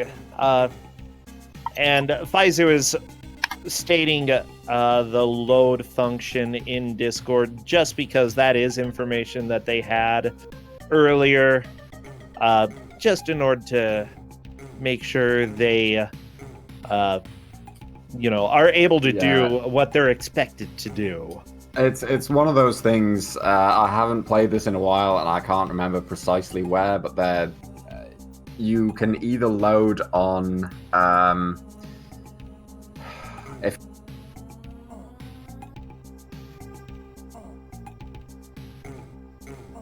And the Majin Orc just looks like it's one big game of rock, paper, scissors. There we go. There we are. You know, the save and the load boss, it's definitely something that happens in this game. And for the record, because we are tracking their furthest point that they reach for progress, even if NPC goes backwards to try and preserve some potions, his furthest point of progress is the boss after this one. True. Swamp Dad. He has reached Giant Swamp Dad, so we count that as the furthest progress here. So yeah, it is perfectly acceptable for them to just completely burn through all of their potions to get to a stage and then reload and try to keep the potions if they want to do. I think that's probably a good strat.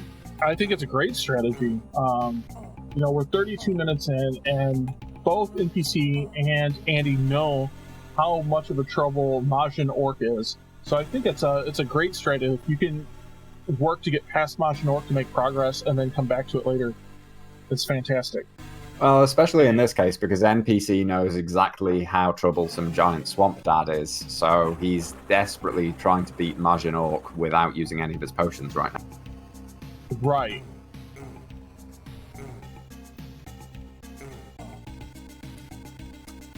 And it's not going to be an easy thing to do. No, I mean, he does have a shield potion. Yeah, this was about the point where I restarted at, like, the goblins or something like that, and went back through the cave and all of the rest of it without trying to use any potions at all. Oh, yeah. But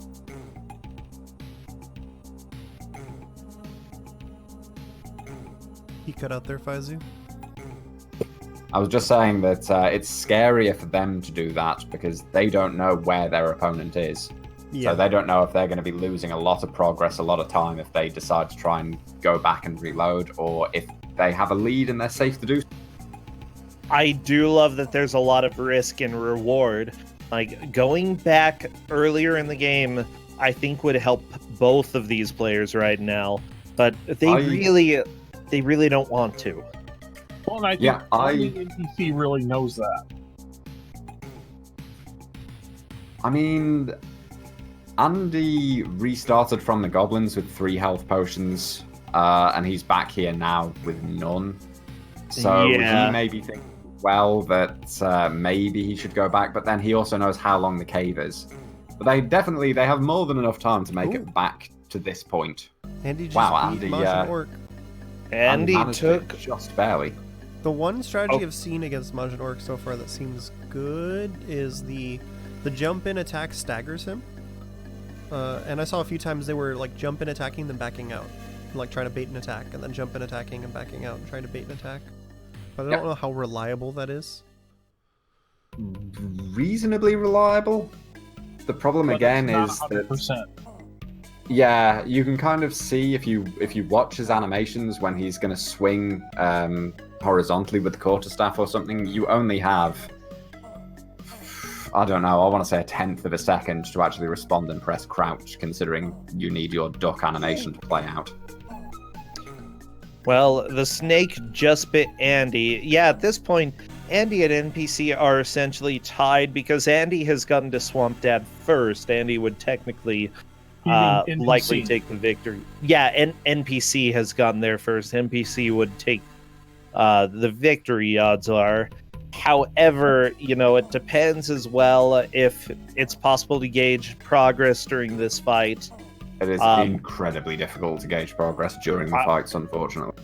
Yeah, I was going to say, I don't see any way to really do that. NPC especially could make it to Swamp Dad and conserve the health potion to use it there. The invincibility potion could also help. That only lasts for 3 seconds, though. It seems like it lasts for about... an important... Sorry, go ahead. It could be an important 3 seconds if you're going to be low on health, trying to use that and, be able to conserve your health potion for later. Yeah, for those who are new here as well, Andy did have a soft lock at one point because he accidentally killed a helpful NPC. Not the NPC he's playing against, thankfully. True. Now, just so people who are just showing up know, this is Kusogrande, the Invitational. What they're trying to do is make as much progress as they can through this game in 1 hour. Andy won the first match. The second match, NPC is currently in the lead, and we will have a third game no matter who wins. So don't worry, you don't have to cry if someone wins the first 2 games. But I'm kind of excited to see, because NPC is in the lead, it would be pretty fun to have the last game, like, everything on the table at that point. Oh, yeah. Ooh. Oh, yeah. I absolutely want this to go 1-1 going into the final game. Like, that would be fantastic. There's always show matches that happen in video game tournaments where it's like, okay, we're gonna play all games no matter what because this is a show match. But it's always just so much more fun when that last game everything's on the line, you know? Yep. And we have not revealed what the third game is. Don't worry, I know what it. Actually, I can't remember what it is. I know what it is, know. and it's appalling. So. Oh, I know what it is. Oh, it'll be good. You asked for it, bro. I asked for a different. I thought I was asking for a different one in that game's group of games. But that's okay. I accept this one. I love listening to Brosentia try to like clarify without giving too many hints there. I don't want to give hints. He was. I feel like he was clarifying without trying to give any hints, which was the best part. He didn't. He didn't say version or series or genre. Just this game's sort of thing. How about? I thought it was going to be another game from the same developer. Oh, no, that's too much information because it implies that developer made 2 games at least. Well, which means that it's definitely not Wrath of the Demon. We can't say that developer made more than 2 games. I mean, that's 2 or more. 2 that's or not very more. specific given the number of developers we've had that just make utter shovelware. I'm aware. Yeah, NPC is just trying. Andy is... he posted cheese earlier for the previous boss, but now I think the cheese is on the run. Yeah, he managed to get through the previous boss with no potions at all, so I think it's reasonable for him to try and get through this one without potions. It seems like totally doable. Yeah, it seems like if you ram your head against this enough times, you'll just get lucky eventually. Yeah, that's definitely.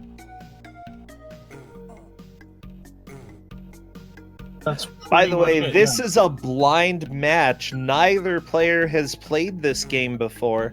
So the thing is, they need to figure out strategies on the fly for dealing with this, especially since this boss is so... Well, both of these bosses are pretty dang random. An NPC is through without using a health potion. That is pretty huge. Definitely has the advantage coming up to Swamp Creature, as the game calls it, but I much prefer the name Giant Swamp Dad. Yeah, Swamp Dad. Is much Giant Swamp Daddy is the best. I like Swamp Dad. You know, he's got a nice swamp job, just working for all the swamp bucks. He is a pet swamp snake. Yeah, I mean, and I will give Swamp Dad a lot of credit to, you know, be Swamp Dad and not have dad bod going on. He works out. He maintains his fitness. Yeah, by punching dudes without... Well, I mean, he doesn't have a shirt either. He could be like benching trees and stuff. Falling Yeah, logs. Benching snakes. Snakes, I suppose some snakes would be really, really heavy, considering the size some of There's a them bunch of broken. strongman things you can do with rocks, you know? You should be able to keep in shape in the swamp.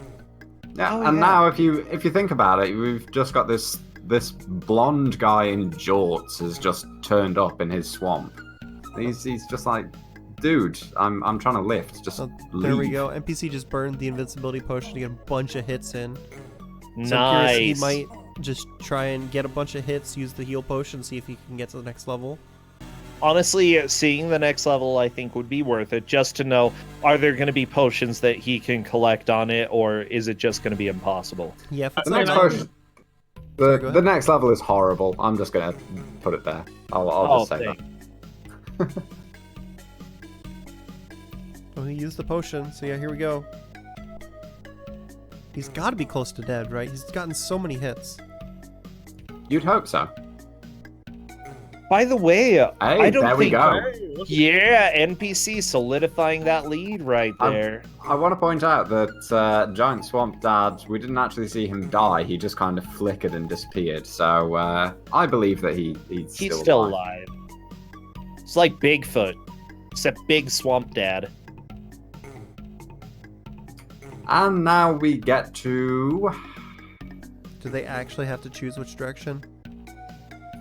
Yeah, but I told them which direction because I really didn't want this match. I didn't want this match to come down to picking the correct direction. Yeah, that would be a big pain if it was Like, just if- based off of guessing. Yeah, I mean, if for instance in the cave, I'd said, go left first of all, because that's where the key is. You can go all the way to the right and discover the locked door there, and then realize that you have to go all the way back to the middle of the stage, the start of the stage, and then all the way to the left. And I didn't really want the match to be decided based on something like that. Can I point out that the background is scrolling on this level as fast as it was when he's on a horse? So our hero is now running as fast as a horse. Well, you got it. He's really quick. He did a barrel roll into the barrel. The hero does not. The hero punches with more force on a horse, because on a horse, all the bats and birds and everything that fly by, they all explode. This is true. Most of the things he's hitting here just kind of fly backwards and sink into the ground. Oh yeah. But yeah, this level is horrible. I wouldn't say it's out of the question that we will see any further than this. There is actually a level at either side of this screen. When they reach the far right, there is, it's not a case of like in the caves where they just get a key that opens up a thing to the left. It puts them into a separate level, and then they go back to this one to go to the other side. I do want everybody watching to know, by the way, that NPC and Andy have had a little bit of a rivalry for quite a while. Back in our second Kusogrande tournament, this was 2 years ago, they ended up facing each other in a gauntlet for 2 hours. NPC was the victor and won that tournament. However, Andy came back the previous tournament, Kusogrande 3, and ended up winning. He faced Bangera right towards the end there, and that was pretty exciting to watch. So, I'm not surprised that both of these players are here at the end of the Invitational. Honestly, NPC and Andy have done fantastic so far. And I love seeing rivalries come back over and over and over again. Also, they already played each other in the winners bracket of this Invitational, in the winners final. Oh yeah. NPC and Andy are routinely two of the strongest competitors in Kusogrande.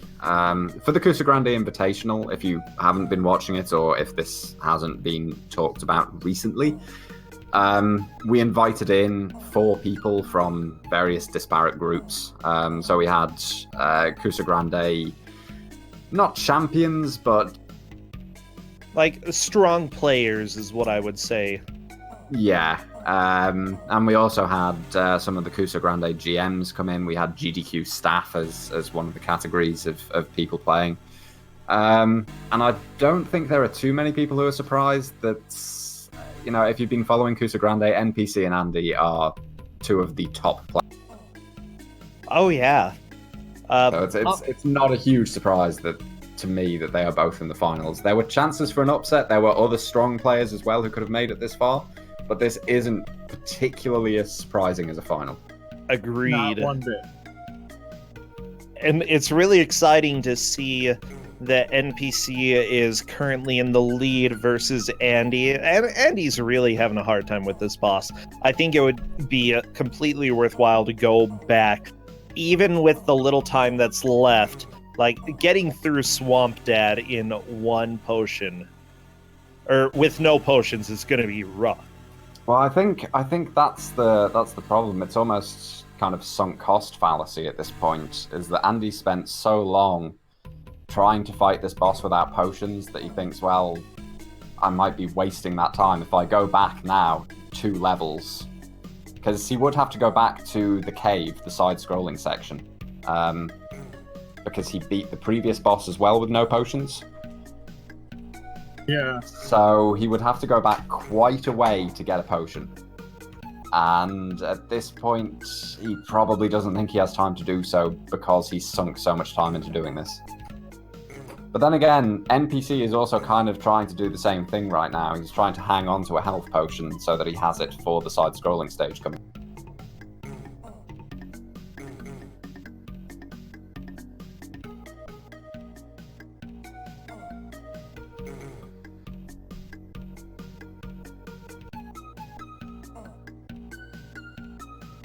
Well, at this point, Swamp Dad is just swinging his swampy feet. Keep your feet off me, Swamp Dad. I don't like them. Ooh, NPC Hey, got through NPC with got potion. through with a potion left. That that's is impressive. huge.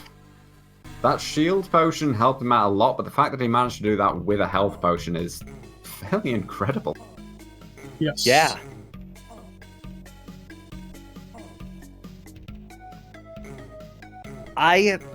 Honestly, I have a hard time feeling we likely are going to be giving extra time to Andy to see if that can help get him back in due to the soft lock. However, I still think even with extra time, it'll be difficult for Andy to catch up. Just due to NPC doing well there. If Andy manages to beat this boss with 0 potions and gets a really good run on the side-scrolling stage, I don't think it's impossible, but I do think it's unlikely. Yeah, there's a non-zero chance he could pull this back. It could even get into a situation where Kate has to make really difficult decisions on who got farther in the running stage, which would be... Yeah. I would not look forward to that. If I will say, I feel like if NPC makes it to the far right side of this running stage, if he makes it to the tower, then I don't think Andy has a chance of catching up if he is still on Giant Swamp Dad at that point. Although right now he's kind of soft locked. That's looking good. So, Swamp Dad might be able to get out of there, but no, Andy is through. All right, so we've got a match still. It looks like the official ruling is Andy's going to have 5 minutes at the end. So what we'll do is we'll stop the time for NPC at 1 hour, and Andy will go to 1:05, and we'll see if he can manage to progress further than where NPC gets. Because of the soft lock, and it's an issue that happens with Kusogrande sometimes, just because these games are just so awful. We do have things in place for this, unfortunately. Well, I mean, there are also some cases where it's pretty blatantly your fault that the game stopped working, and usually there's very little sympathy in those cases. But in this one, a potion killing an item that you need in order to progress in the game, there's really no way anybody could have seen that coming. Not really. You could potentially argue that there was no reason to use the potion there, but it could have just been a reaction to seeing something appear on screen, or who knows. So in this instance, that's just at the mercy of a slightly ridiculous. It also depends on how big the range of the potion is. Like, if the guy was off screen and got hit by the potion, then that's not really his fault. That's a good point. NPC waiting for the fire to go away. Oh, that was a one-shot. What? He had some health left there. Yeah. And it took all of it. Fire hurts, kids. Don't run into fire.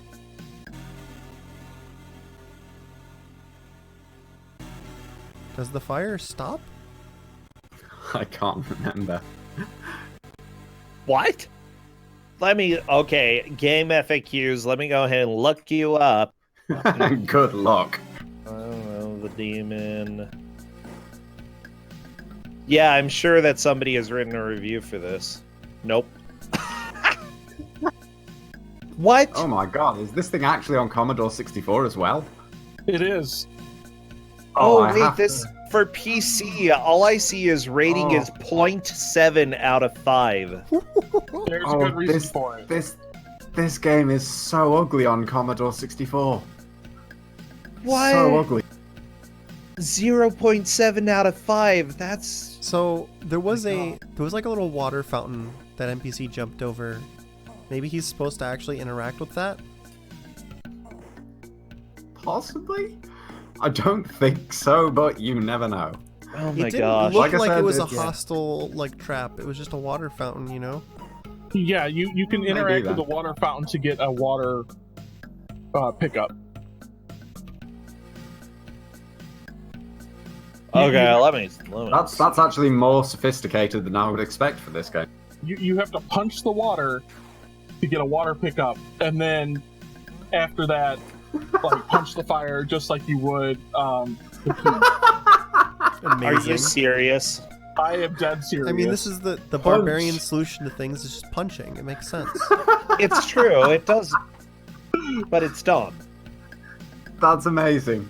You have to punch the fire. I'm amazed I can't remember this. Like I admit you have to get the water first. You punch the water, then you punch the fire. Yeah, I you have was- to get a water pickup. I was You get looking your at that fist when wet. he jumped over the water. Like, is that something he needs? Yes, Is it it is. literally everything else you see kills you. So I would say that Oh, no, if Andy did get water and then managed to punch the fire, bam, that would be more progress than NPC. But That it is would one probably thing. take a punch at the fire in order to make that solid progress. congratulations, I think you have just said a sentence that nobody has ever said before in the history Okay, of man. so I think it's worth noting that NPC has noticed that if he's not running, he can turn around faster. So he's now stutter stepping his way through the level to try and take less damage from enemies behind him, which I is like again, it. really smart. It's a weird thing to think about, but it's just the way the game engine works. Enemies run at exactly the same speed as they move at the same speed regardless of whether you are running away from them, towards them, or standing still. So stutter stepping definitely helps a lot. It doesn't help so much with those floor traps because those are almost completely randomized. Yeah, they look awful. It's pretty bad. Not everything else, I think. Or Right. He jumped over it. Most- Oh! You notice it doesn't damage him. Is he gonna... Yeah, it doesn't damage him. Okay. Okay, he got He it. Here punched we the go. water. He punched That's it. He's got progress. the water. NPC has successfully punched the water. Oh, I'm so happy. NPC has no potions left, but Neither still does has a Andy. good bit of life. He's so scared he doesn't want to get too close because it actually one-shot him last time. He had like half his Yeah. health. I can't blame him. Just be careful, Ant. Oh, just a little more. A little more NPC. Oh, there he goes. Hey, I don't know, did he have to punch it or did he just walk into that? I'm He not might sure. have. It looked like he just kind of walked in. The long play I was watching to figure out what's going on definitely punched the fire. Well, I'm just gonna say that he punched it because that's cool and that's the barbarian way. He may have punched it with his face, but he still punched it. How many barbarians wear jorts? Well, At least one. I mean, these definitely look like they're cut off. Like these Look may at have- this guy. I am not convinced that this guy is actually a real barbarian. I mean, the story, the dark. as Tower. mentioned, is Oh, it's a Yeah, Stephen King that- novel. Don't that's go not- over there. no, stay away. I want to point out too that right, you know, when we were talking about Big Swamp Daddy, right, the main character, barbarian, whoever, right, is more likely to have a dad bod than Swamp Dad. This guy is definitely not. Hey, and now we get to another really, really irritating boss fight. Oh, no. But yeah, this guy is like a fake hero. He just found the message that was intended for the real hero, Oh, and then the king was like, "Yeah, okay, let's go with this." But he's not built like a barbarian, and again, he's wearing jorts. Andy, I you can't got get the over water. his fashion choice. He's dad bod Oh, with no. Oh no, Andy! Punching the fire does damage to you. I noticed that when NPC did it, and Andy only had 1 health. Oh, Now, I want to I- remind people what the stakes are right now. Andy won the first match. NPC needs to win this match to stay in and possibly win the overall Kusogrande Invitational, which NPC is in the lead right now. But Andy, all he has to do really is figure out the water, get to the Dark Tower, and then make more progress in this fight than NPC, which might actually require beating the fight. But Yeah, remember, Andy gets an extra 5 minutes. I'm not sure how Kate is going to call that. If it looks like NPC is doing really, really well on this fight, then it may just be a case of who has more hits on that dragon, maybe. Yeah, that'd be tricky to track, but we'll see if it comes down to that or not, because if Andy doesn't get through this running section in his extra 5 minutes, then it's just irrelevant, you know?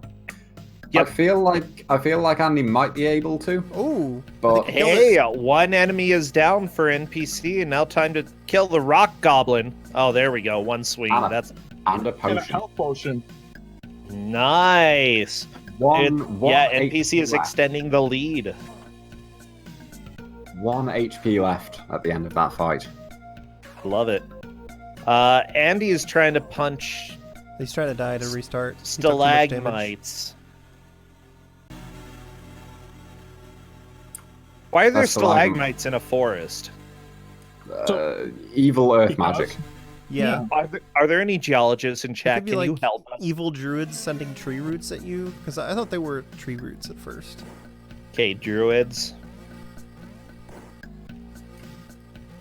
Out of interest, was that a sprite that was used in the cave section that has just kind of been flipped into the forest for no good reason? There was like a Like- rock coming out of the ground in the cave, but I could have sworn it looked a bit different to that, but I might be wrong. yeah, I don't think they're the same. But just as a reminder wonder- here, we're coming up on time for NPC due to a soft lock. Andy is going to have 5 additional minutes at the end because the game bugged out. So just in terms of fairness, because these games can be terrible sometimes about just being buggy, Andy's Yep. going to have a little bit extra time to see if he can catch up or maybe take the lead. I think NPC's got the right idea here. You know, if you're just trying to make progress, run through everything and just take your potions as you go. Yep, he's got a shield potion, a health potion, and 3 seconds. Oh, yeah, that is the hour. NPC has locked in his position. Now it's up to Andy to see what Andy can do. Let's see where he goes. However, I think NPC is probably going to keep playing this. I wouldn't be too surprised if NPC actually likes this game. This is the sort of game I expect NPC to enjoy. This is the sort of game. I feel like it depends on NPC's mood at the time. It's the sort of thing I think that if he wasn't playing it while kind of one match down in a final, he might be enjoying it. With the pressure that he's probably feeling right now, who knows? I'm pretty sure he likes it better than Lemmings 3D, though. Yes, that's. I think that's a given. That's not really a high mark to beat, you know? I don't remember, oddly enough, Lemmings 3D being quite as bad as what we saw in the previous match. But then again, I only ever played the demo version on PC, and Yeah, a PC, I it's a think big the difference. PC version was a lot more playable. For sure. Did the PC version Yeah, and- let you have a mouse? Yes. Okay. Yeah. That makes a big difference. Whoa, the action dodge! Yeah, that the roll action was- roll that NPC did, that was top notch. Yeah, so at this point, NPC is still playing, but he's essentially locked in. Yep. But we're just keeping an eye on Andy at this point, see if he can catch up to NPC. It's going to be We'll a see. tough task. He's got to basically clear this running level on this try, clear the boss on the first try, and then start running back if he wants to catch up to where NPC is. So it's, And I'm not even sure that's possible. if it is possible, it's going to be extremely difficult. It's going to be.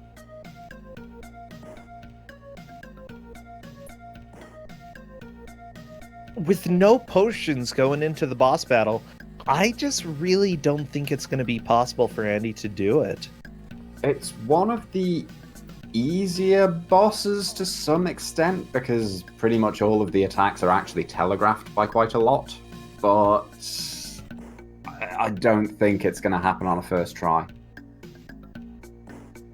And he was running for more than a minute before running out of time, and the boss took like 3 minutes. He's got to figure out the water, though. That's the big thing. Andy did figure out the water. He picked up the Oh, water he did? last time. He even punched the Oh. fire, but we noticed when NPC did it, you take damage when you punch the fire. Yeah, it because- seems like you still do. And Andy had 1 health, so Look, clearing the fire. Well, punching- just that's killed him. not going to help. Punching fire hurts, okay? Yeah. Oh my god, this cutscene that we're watching on NPC's side. Yeah, we get to see the intro cutscene again, which I'm happy for. The intro cutscene's pretty good. Honestly, Oh, no! again, I love the aesthetics of this game. Like, the music is really, really good. The sound effects, pixel maybe not so, animation. but Look at this. Yeah. This is the 90s. Everybody. Well, this is the start of the 90s. Yeah.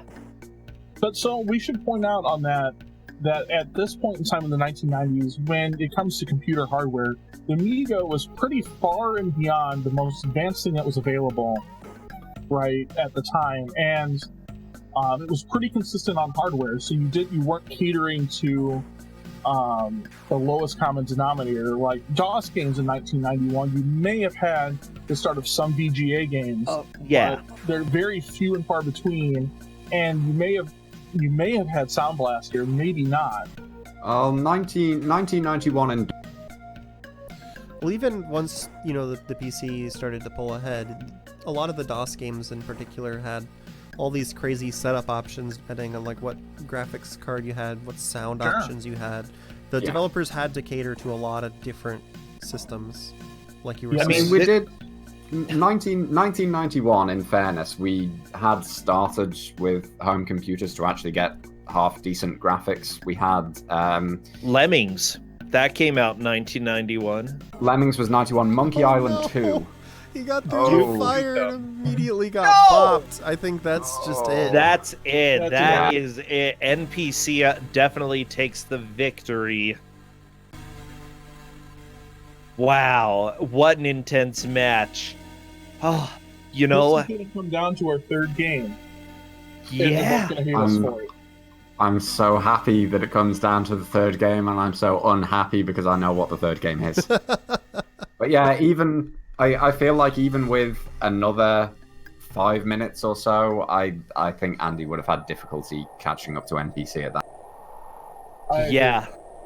This was a fantastic match to watch. I'm really excited that we get to go into a tiebreaker.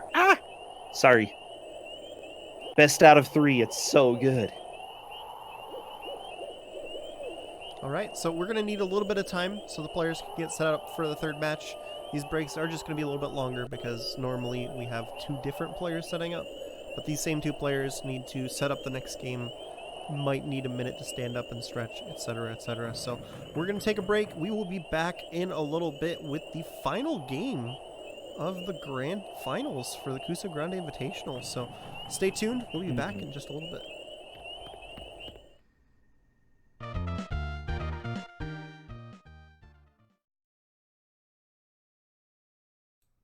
All right, everyone, welcome back. We are here with Kusogrande Invitational Grand Finals between NPC and Andy.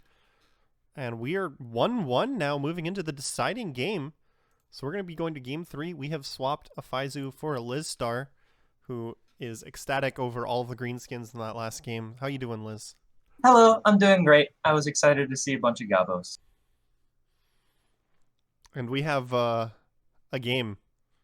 A very interesting game here for game number 3.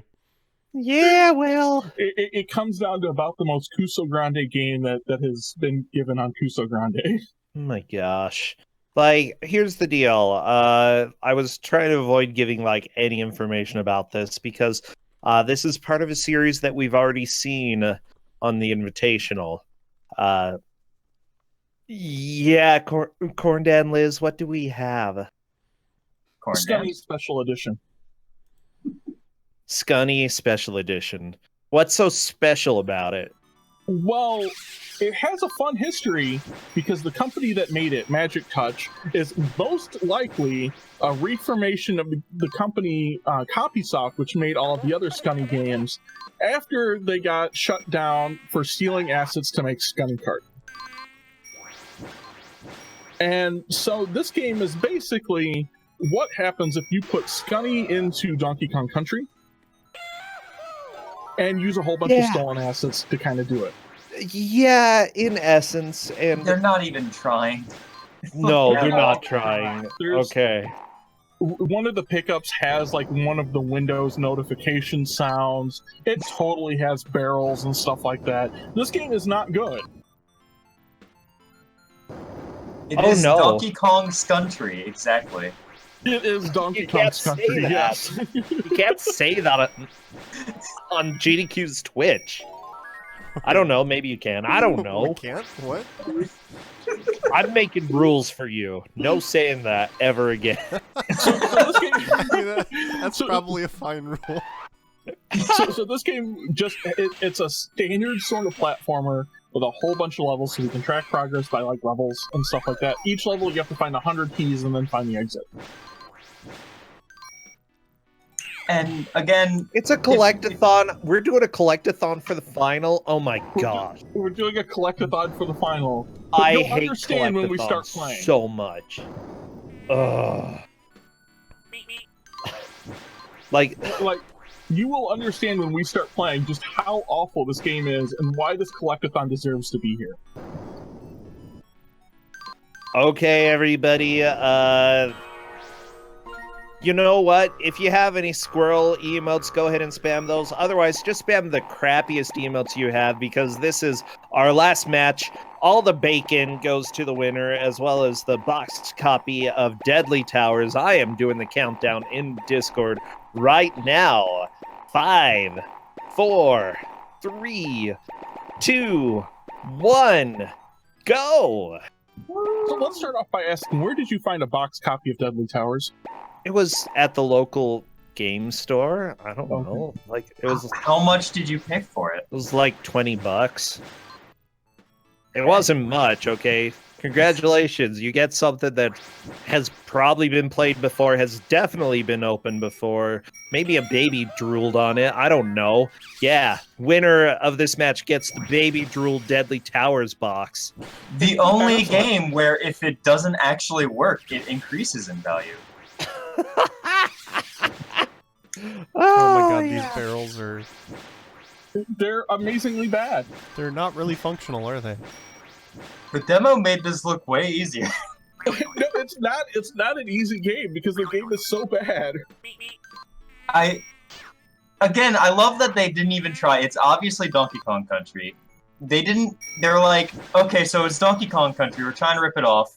What is absolutely necessary? We cannot change the Kremlings at all.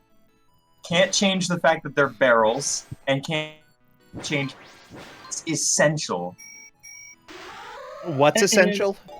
Pirates, Kremlings, and barrels. Yeah.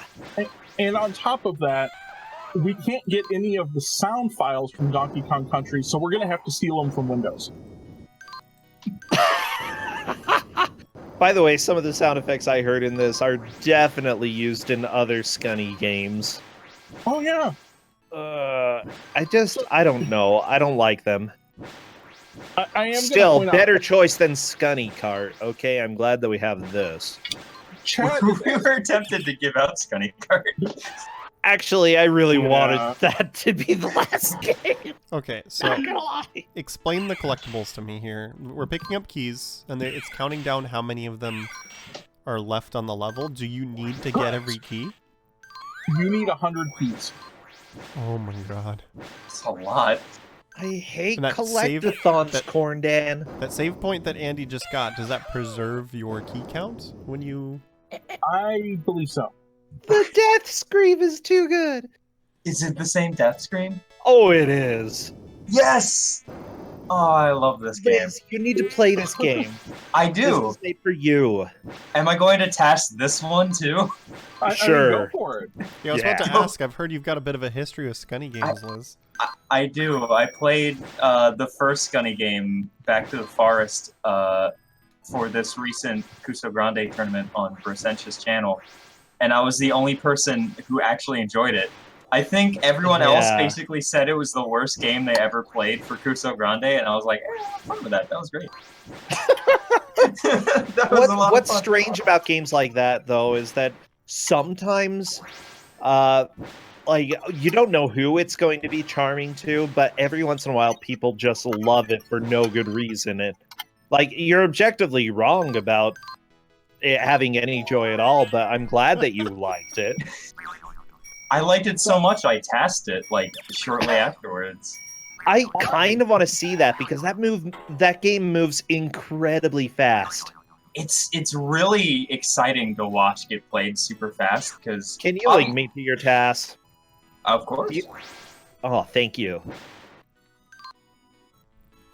So, people in chat are asking for the Scunny lore, and I have to be sad to tell you that the Scunny lore for this game is not very good. It's literally just you found a treasure map in your last game, so you want to go get treasure. And it's not the fun Scunny lore from the Copysoft games. I do need to let you know, though, that there is some character lore. If you weren't here the previous time we had Scunny, let me go ahead and give you that character lore. His name is Scunny Hardnut, and he likes sticky nut pudding. Okay. And yeah, that's about it.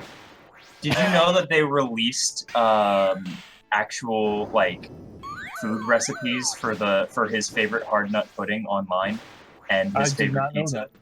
Are you serious? Yeah, let me try and find it.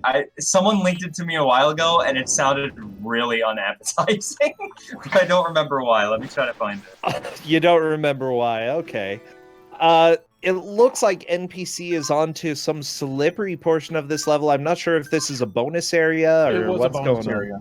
Ah, bonus. Andy is getting close to being done with 100 keys. Does it just end when you get 100, or do you have to find an end after that? To the end of the level.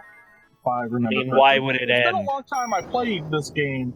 I played it as a kid and knew about it, and when I refound all of this, I'm like, oh, this needs to be in here. Right, there's no question. Tell me about continues. We have continues here? He can't remember. You can also exit the level and come back.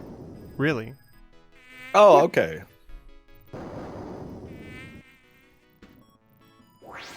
Oh my gosh.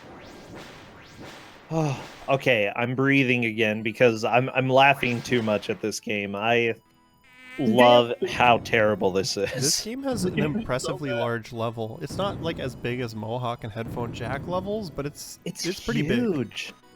Are there more keys in the level than you need? What? Oh, NPC died. I believe there is. Okay, good. Two more. For if you Andy. don't have to find literally every single one. Yeah, Andy is definitely in the lead. One more key, I believe. He needs two. And he found a secret passage on the left that he opened up by shooting into it with a barrel.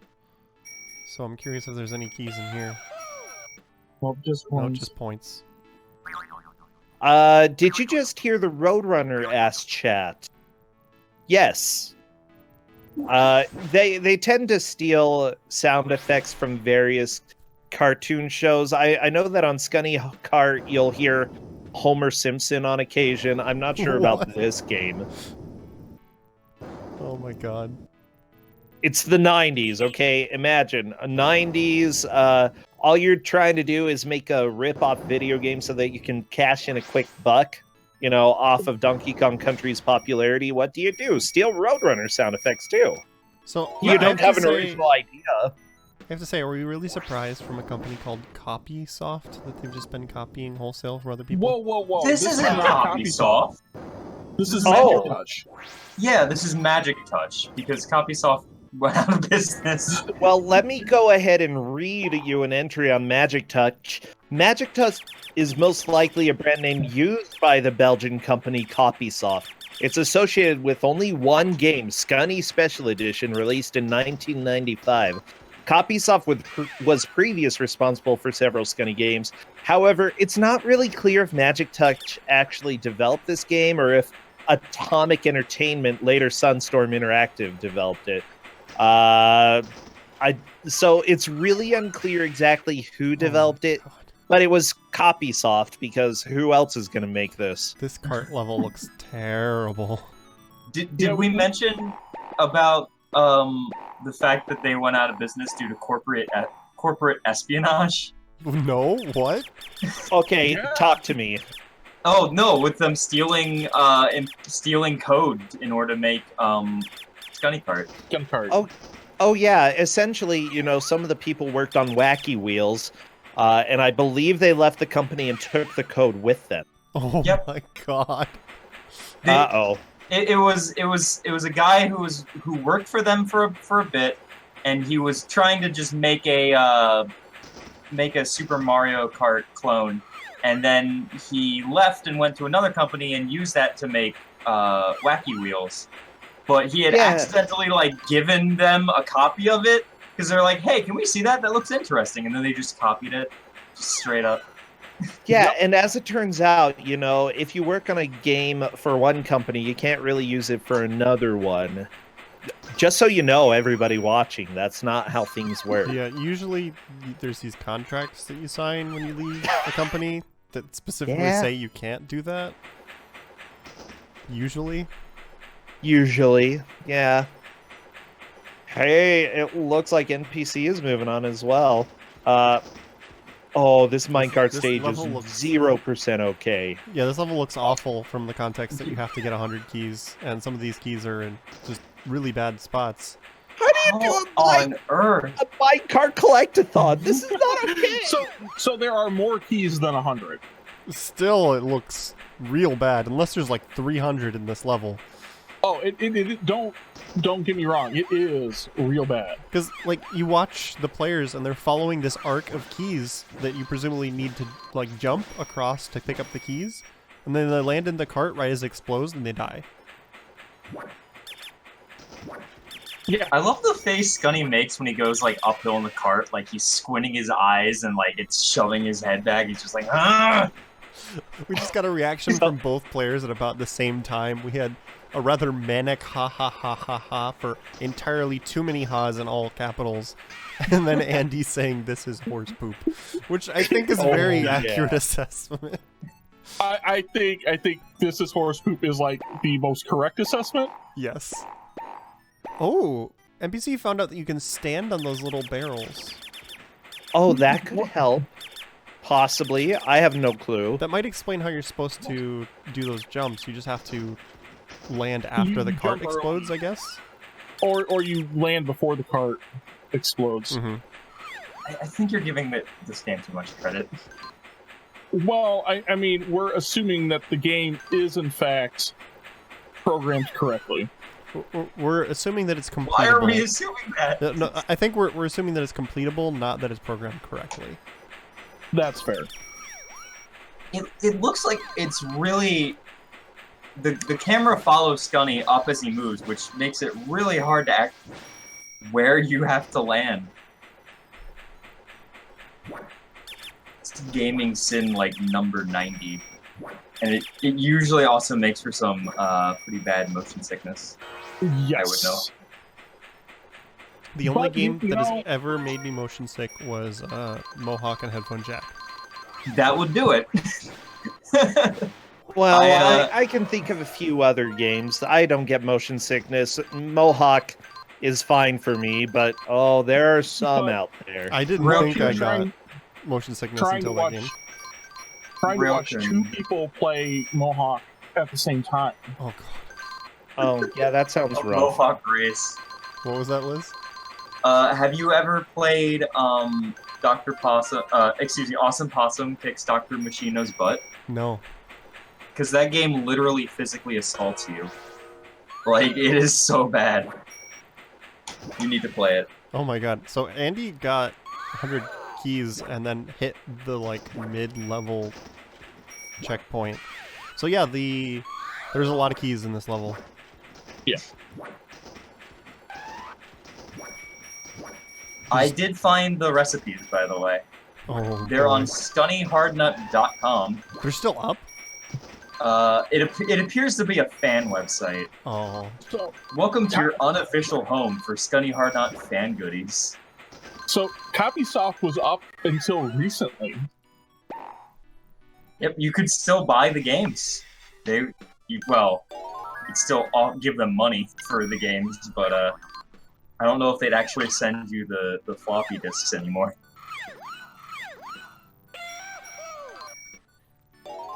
Yeah, that's the problem with a lot of old DOS games where, like, they were freeware, you get the demo, essentially, and then it has an ad at the end. You send us money and we'll give you the full game. By the way... problem is most of those distribution systems are gone now. I do need to let you know that NPC is doing pretty well with keys. It looks like he doesn't really need any more keys to finish the minecart stage, but that is death. Is NPC or is Andy on the stage after this? Yes. Okay.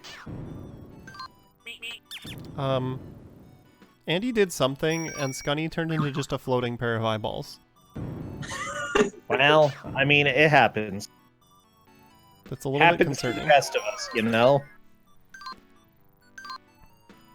I also Well, love there's- that Andy is using mouse strats here. Has a I mouse will on his screen. I will say there's no better way to end this invitational than a game that both players feel is a bunch of horse poop. Oh, yeah. It's... This is not a good game. It's appropriate. Oh. NPC What making is that it through. sound effect when you run? I don't What is understand. that flaming gargoyle face? Oh my god. That's incredible. Well, the pirate gargoyles, you know? That is actually amazing. I love it. Oh, it just burned his butt. That's not nice. Stupid gargoyle. The face What do it you makes when it think are blows the the odds fire is just... Yeah. That you could, like, jump through some of the walls, just clip in them, and go to the end of the level. Well, you still need 100 keys. Clip through the end of the level. I don't know. There's just spinning baseball bats in the background that hit you? What even is this game? I don't know. It's Scunny. That's what it is. So, how are the physics compared to the other Scunny games? Because it's a different engine, I think. It definitely feels a lot more floaty than previous Scunny games.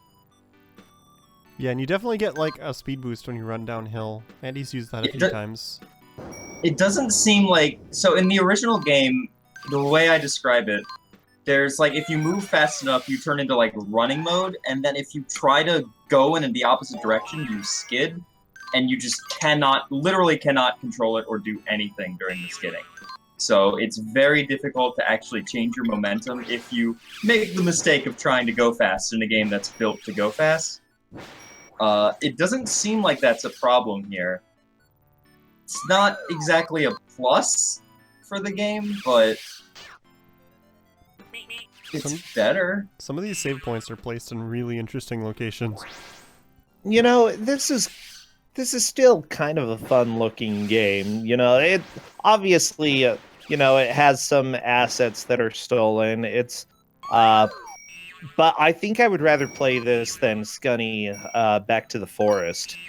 I would much rather play Back to the Forest than this. Well, what about this Wait, one compared to Scunny Saves Pizza or whatever it was called? You know what? This one actually has multiple songs. Why would you ever want to play this when in that one you can play Scunny and he's wearing his proper varsity jacket when he's not wearing it here? It's barely even Scunny at that point. Well, yeah, it's Scunny's special edition. Oh yeah. Why are we even defending it? Scunny got naked. No, we shouldn't want that. So I Put do on our want to point shirts. out for other people on chat, we do have one of the developers is in chat right now. Really? Wait, really? Thank you for making this. I'm really glad that we have this, and I always feel bad making fun of games when the developers are around, because there are some genuinely good things about the games, but at the same time, I am laughing a lot. Because this isn't exactly the AAA video game tournament. This is Kusogrande. I personally love Scunny, like genuinely. Oh yeah, like Scunny Back to the Forest is an experience that I've never seen with any other video game, and I love it. There are many different ways to love a video game, and no two ways are more valid than any other. Yeah, the thing is, like, actually, I was telling some of my students this today because I teach English, and I was telling them, you know, if you're going to fail big. You know, if you're going to have something bad, make sure it's memorable, because that is going to be much, I'd say much more important for you to make something that people remember than something that people forget. And this is, I'm never going to forget this game. I mean, will you? Because there's been a few games on Kusogrande where people just forcibly delete their memories of the game. Oh, yeah, I wouldn't be surprised if they go and delete this game as soon as they're done with it. I mean, they've done that in the past with some of the games they've had. Because I remember we were trying to figure out who's going to do commentary for Lemmings 3D, and Dana said that he does not remember anything about that game because it was such a trauma for him he made himself forget.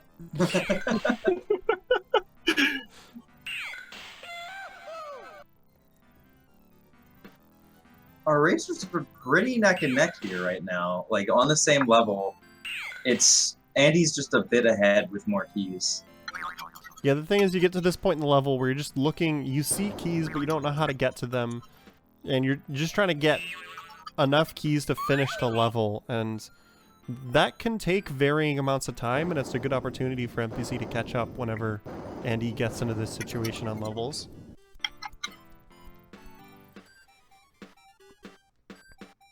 According to the dev, at this point, the writing was on the wall, and we just kind of phoned it in.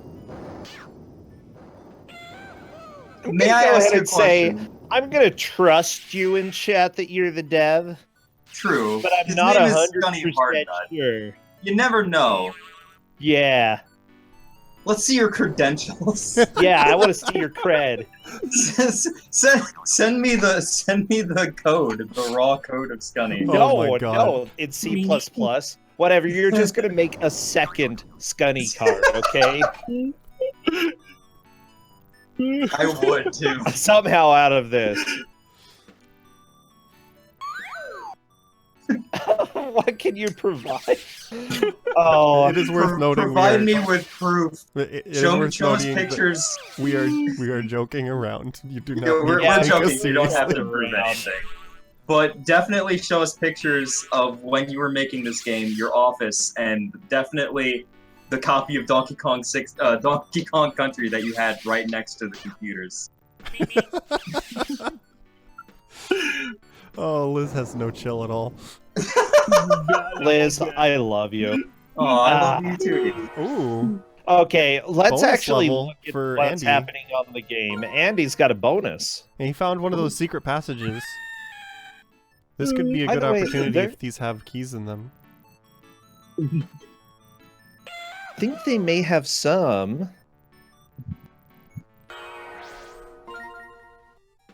Can he go back in, or is that his only chance at the bonus level?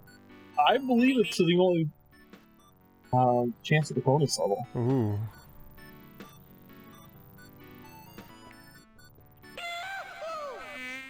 Oh, You know, I somehow like that. this game is just the perfect finale for the Kusogrande Invitational. Yes. I'm loving this. Honestly, I'm having so much fun. Okay. Agreed. is- I'm still sad go all ahead. the games I suggested didn't. We had a bunch of games didn't as have possible. Any vetoes? We had Yeah, a big I'm list shocked. of Yeah. games ready, and the first 3 that we proposed made it through. I was surprised. Andy and NPC are like granddaddies of Kusogrande. They've played so many. I'm shocked there were no vetoes. So I will say one of the things that the GMs who have been doing a lot of GMing really have gotten good at is knowing the sort of games that particular players play and what sort of games we can offer up to basically just ignore all of their experience we have.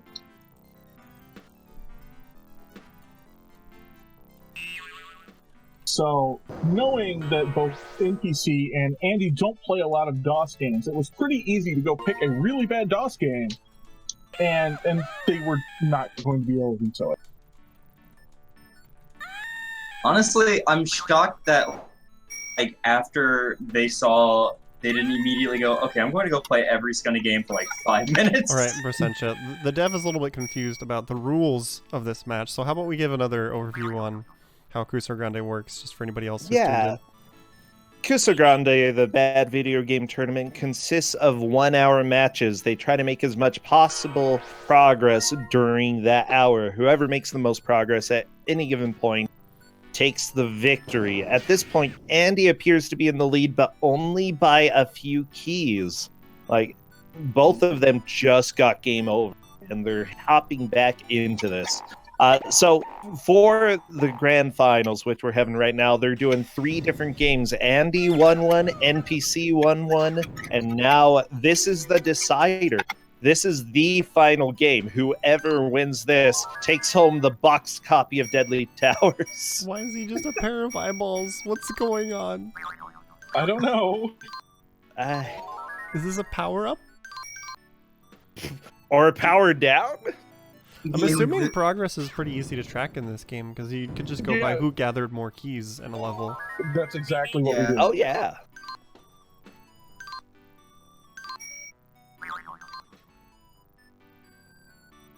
I like when the eyes just kind of stop and stare at you. It's like, yeah, I don't know either, Scunny. I don't know, friend. Is Scunny a friend? Scunny is my friend. Scunny's a friend to all. He's a super agent. He's saved countless innocents from frogs. He saved pizza. He saved pizza. Oh, by the way, you know how we were trying to save pizza and get the recipe to pizza? Yeah. This recipe page has that recipe. Oh my god. You want to hear what makes the Scunny pizza? Yes, please. Yes. Oh, please do. I want Scunny pizza. One pre-made pizza crust. Like, they specify pre-made. Can it just be a Little Caesars pizza? And then you pour, like, Diet Pepsi on it? There you go. Pizza. 2 tablespoons of olive oil. Okay. 1 8-ounce can of tomato sauce. 1 8-ounce can of diced tomatoes.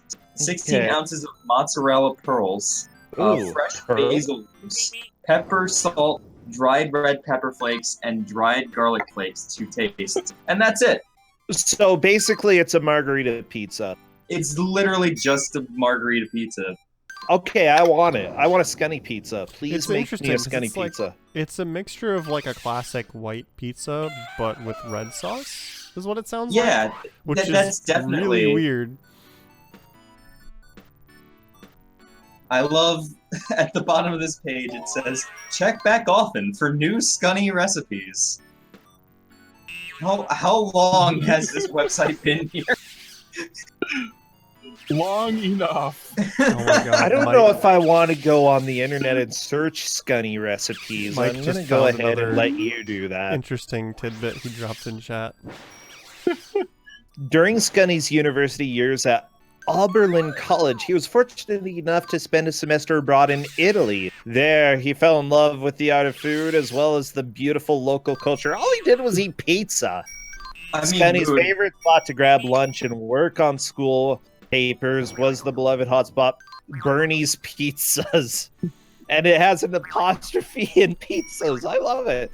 Though Scunny traveled to Italy on a scholarship, he found that he still needed some spending money and applied for a job at Bernie's Pizzas. Oh, that's where he got the experience. Well, I mean, that's how he knew how to go save our pizzas. Is Bernie an Italian name? I don't think Probably so. not. I don't think so, no.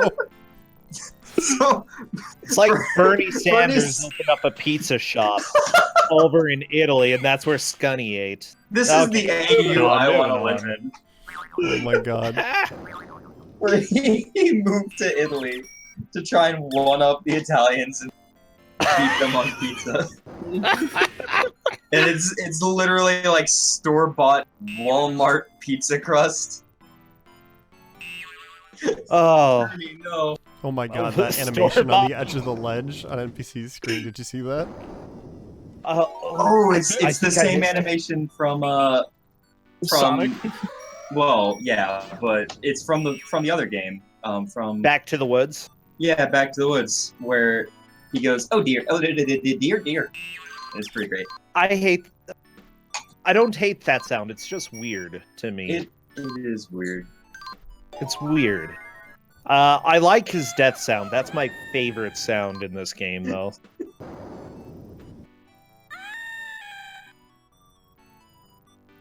It wasn't changed a single time in the Scunny franchise, which makes sense because it's probably one of the best parts of the series, is this death scream. They're both really close in terms of key count. I want to ask the dev how they developed that scream. Did they just yell into a microphone and speed it up? That's a good question. Maybe.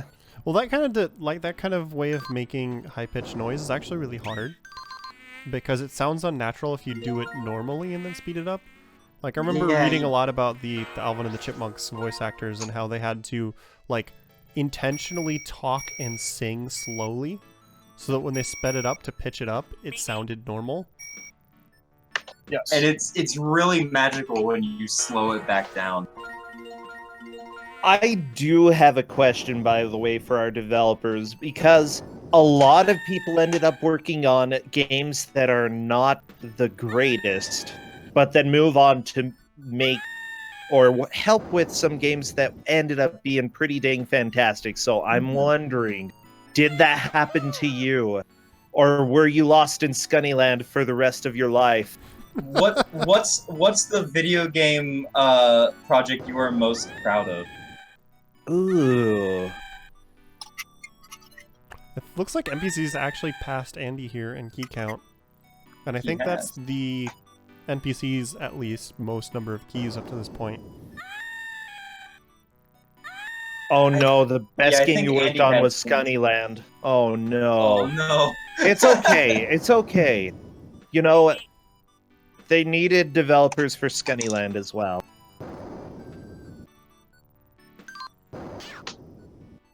Oh, Andy just got a little burned by fire.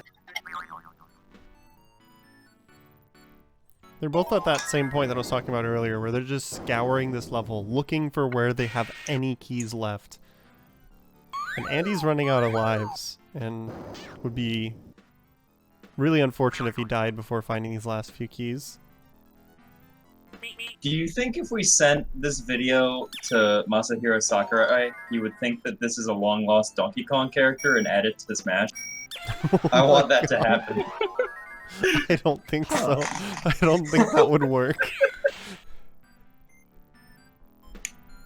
I like the way you think, though.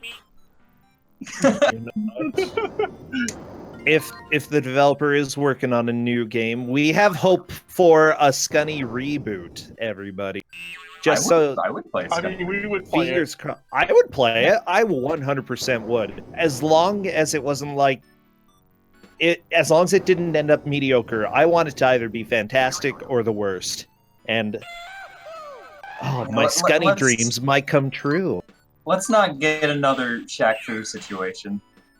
Well, I was thinking another new Bubsy situation. Yeah, it's like it ended up being pretty mediocre, except for the speedrun, which is pretty fantastic. NPC is getting close to beating this level. He needs 3 more. Oh no, NPC. Andy's down to needing 6, but he's on his last life here. So he's gotta be real careful. Oh no! That's really unfortunate for Andy. That's gonna set him back a NPC only lot. has 2 keys left to get. I feel like NPC is gonna move into or at least solidify a lead in just a little bit. But where are the keys? Where are they? Right. That's what I ask every morning. Ooh, there's 2. Ooh, yeah. Heck yeah. Exit open now. Yeah, but where's the exit? I don't know. That's a question. Oh, there it is. That's the main problem with collectathons. It's so hard to find where you're supposed to go many times. But NPC did it pretty easily. Very nice. Yeah, NPC's got Collectathons are basically Kusogrande's bread and butter. Like, I see them more often than almost any other genre. I don't give collectathons, Really? Liz. I'd say I avoid see them just as random much as possible. Played platformers. like 2. I mean, a lot of collective, like 2D platformer collectathons are real common. Yeah, I'd just say random 2D platformers are probably the most common. I genre. think so. Usually, left to right scrolling 2D platformer is definitely up there. But I've specifically avoided giving Smurfs 2 on the Super Nintendo, even though it deserves to be given one day, because it's a collectathon. And I'm like, I don't want to give collectathons. How kind of you. However, I will have to say that this is a lot more memorable than other collectathons. I'm thinking like Frantic Flea. That ended up being a very average game, and it's just because nothing stood out as being unique to me. You know, this definitely has some special stuff with the movement, with the controls, and I love it a lot more. Because it's like you remember it because of what it is. Yeah. So have developers asking, have any other Scunny games been played? Well, between the main tournament over at twitch.tv/Prosentia and this invitational here, we have played Back to the Forest and Save Our Pizzas. Yes, I've also personally played Scunny Kart. That's been played quite at quite 100% speed, mind you. 100% speed. Didn't make it anywhere, so I turned it back down to 50. Because it's literally impossible to play at 100% speed. Was that like Snoopy at max speed? Yeah, but less controllable. Oh my god. Yeah. But Did I lose a bet? No, I made a dumb choice.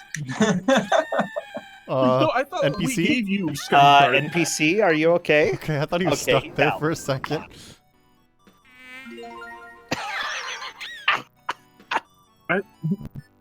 Oh, you know, I love this.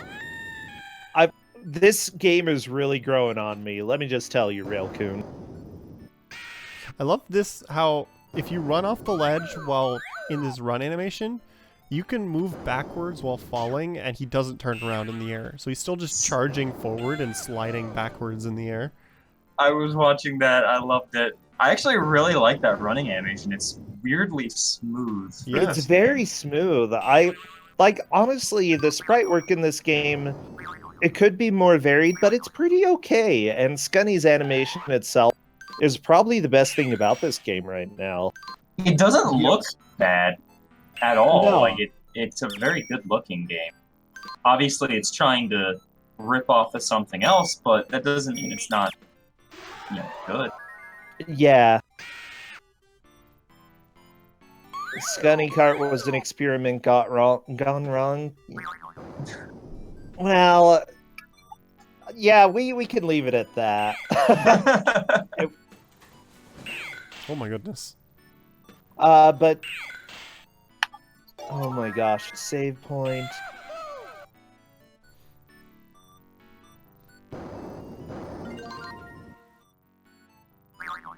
Watching the jumping, it's starting to give me motion sickness. Oh Now, god. Andy, wait, are Andy and NPC on the same stage? No, I ask this because everything is pirates. they are No. not on the same stage. Yeah. NPC is one, so he has like 60 keys up on Andy right now. I'm gonna go ahead and say that's probably a lesson as well. It's helpful to distinguish one level from the next, otherwise it just becomes kind of a fever dream when you're playing games. Honestly, I remember pirates, and it's difficult to distinguish one stage from another. And he's doing better here. I think he's going to get enough keys here for the end, because there's a couple more to the right. Yeah. Oh yeah, he Yep, should be definitely. good.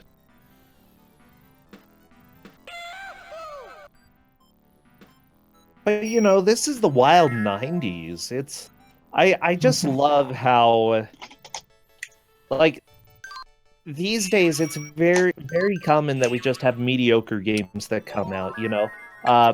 They're either, you know, the AAA games that end up being pretty good, oftentimes fantastic, indie games that either end up being great or very mediocre, and then, you know, most of what shows up on Steam is just very meh. Well, it and makes you you can feel fantastic from my experiences. So, What's that? oh, I was just referencing. It's either like all that, or it's like a weird indie artsy game that, like that one that just played "I feel fantastic" over and over again. And I can't remember what it was. I think that was well, that one was absurd. Yeah. Can't remember what it was called though. I think it was called Fantastic. Pretty sure that was the name of it.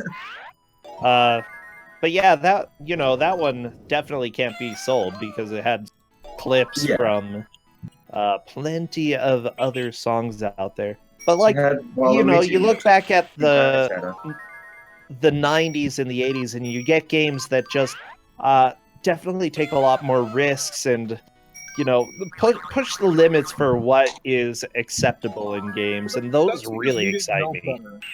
Yeah.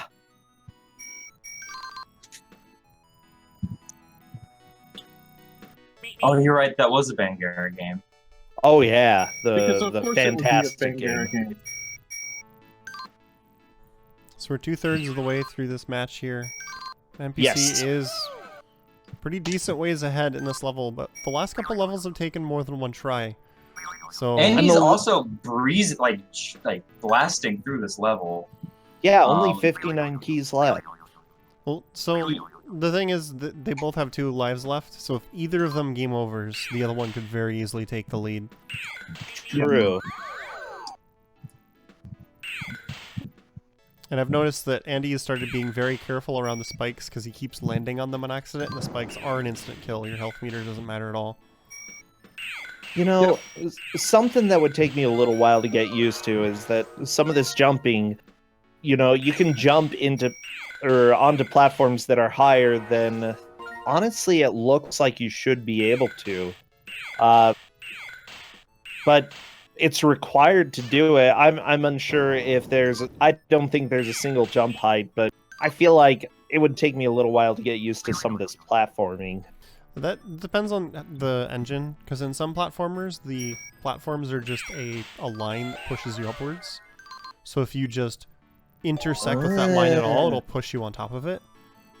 That's how that works in a lot of the games where that happens. Okay, I didn't know. Mm-hmm. Yeah. Well, I don't program, you know? I teach English. And then I play video games. I don't make them. Yeah, NPC just did that again. Yep. Looks like if you just clip into the platform at all, it just pushes you up. Honestly, I know NPC at the beginning of levels has often just taken multiple deaths in order to start with a fresh continue. And that strategy has paid on early. I'm not sure about this level, though. He's lost a little bit of time. Andy is definitely catching up some, but he's going to be finishing in just a little bit. Honestly, I still think it's anybody's game. Anybody could win this. Well, not you, Liz. You can't win this. It's like I was saying in I think the second level, this is the point in the level where it's really easy to catch up, because you only need a couple more keys, but you're looking through the entire level like, okay, where have I gotten? Where can I find more keys? You end up backtracking a lot and just wasting a lot of time. Yeah.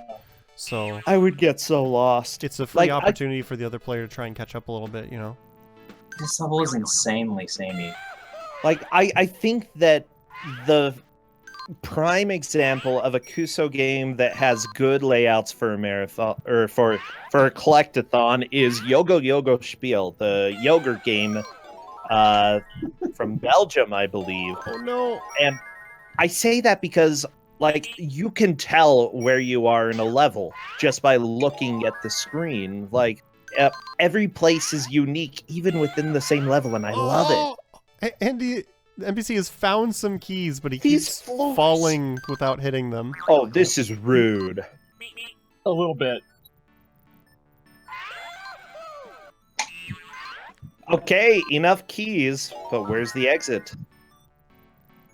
Guess we'll find out soon. Hopefully. On to find out next time.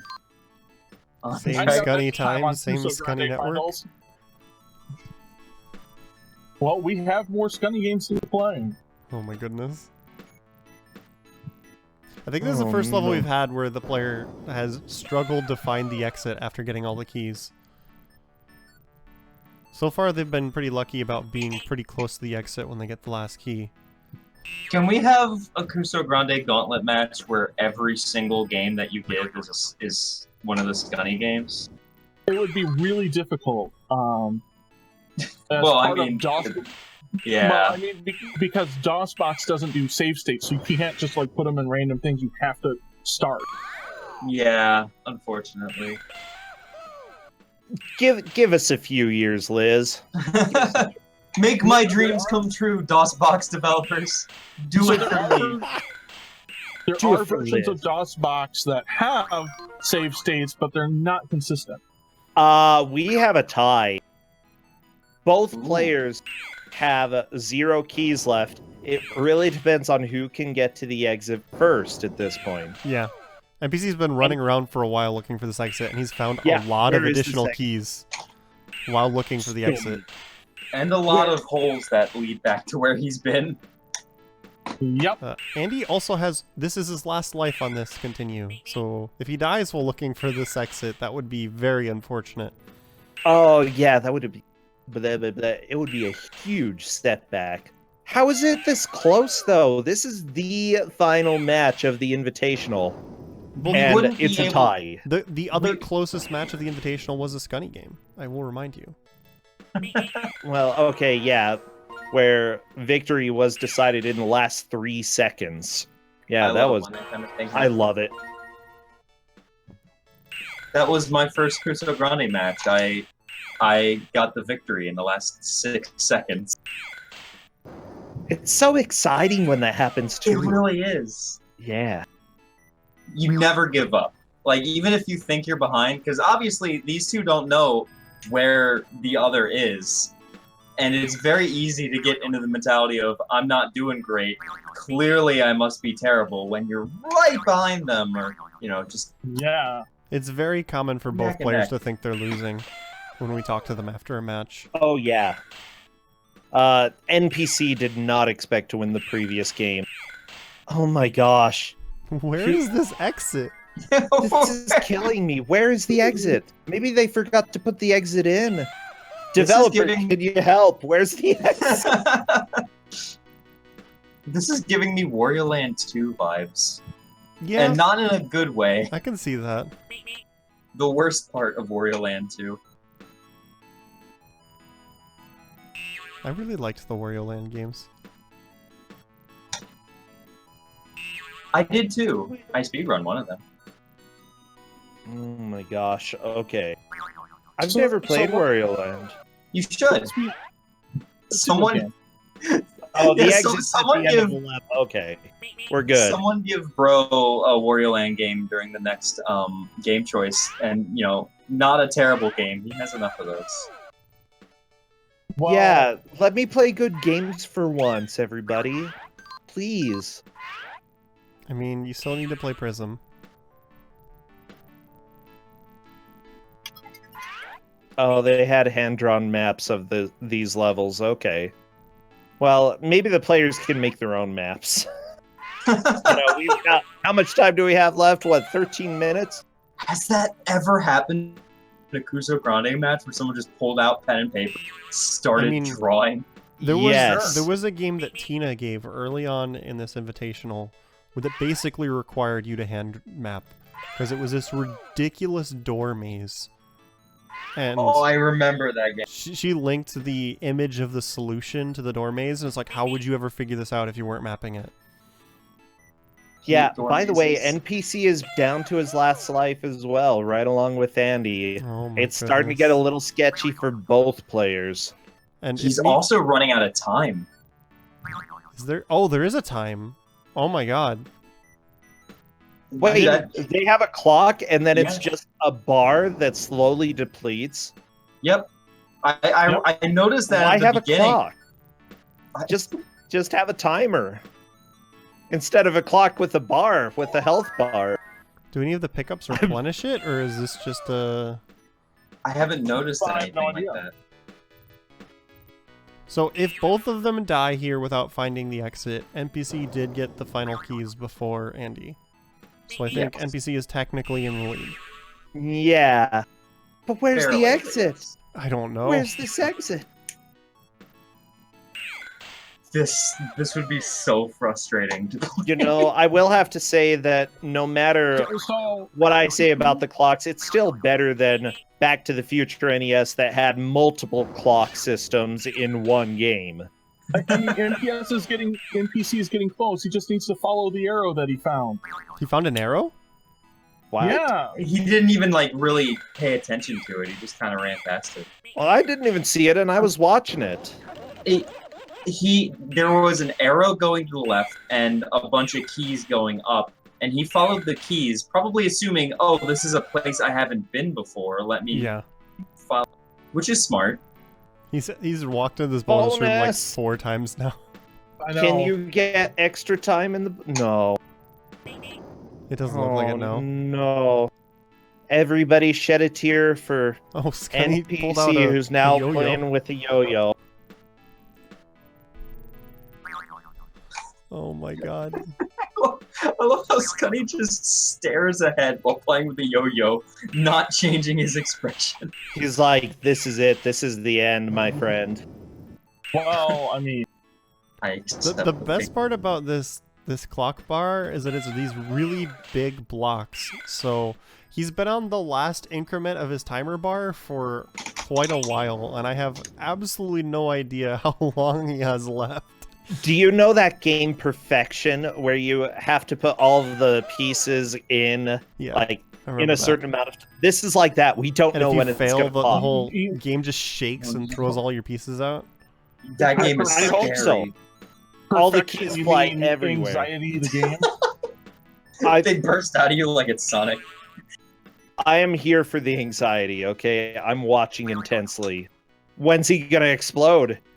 It wouldn't be Scunny without anxiety. Like, the whole point in the first game, you're running along and it's so zoomed in and you're going so fast that, oh, frog. And as we know, no, touching a frog is a bad idea. Yeah, don't touch frogs. Frogs are When we were dumb. doing vetoes, one of the players said that they'd only seen a specific clip from a Scunny game, and they linked that clip, and we're like, nope, that's a different game.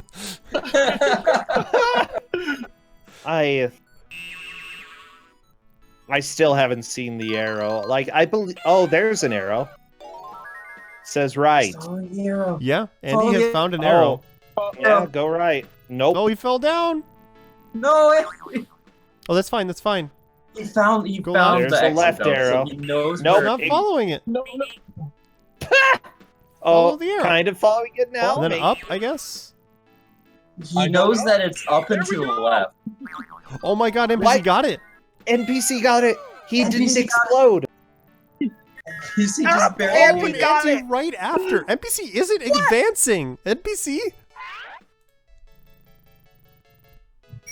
Is he See, are you frozen? Okay.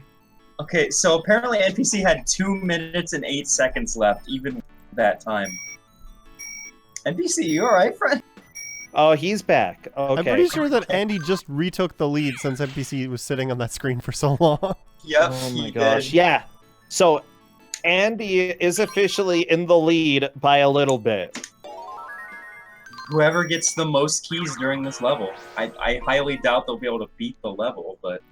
This is nuts. Oh my gosh.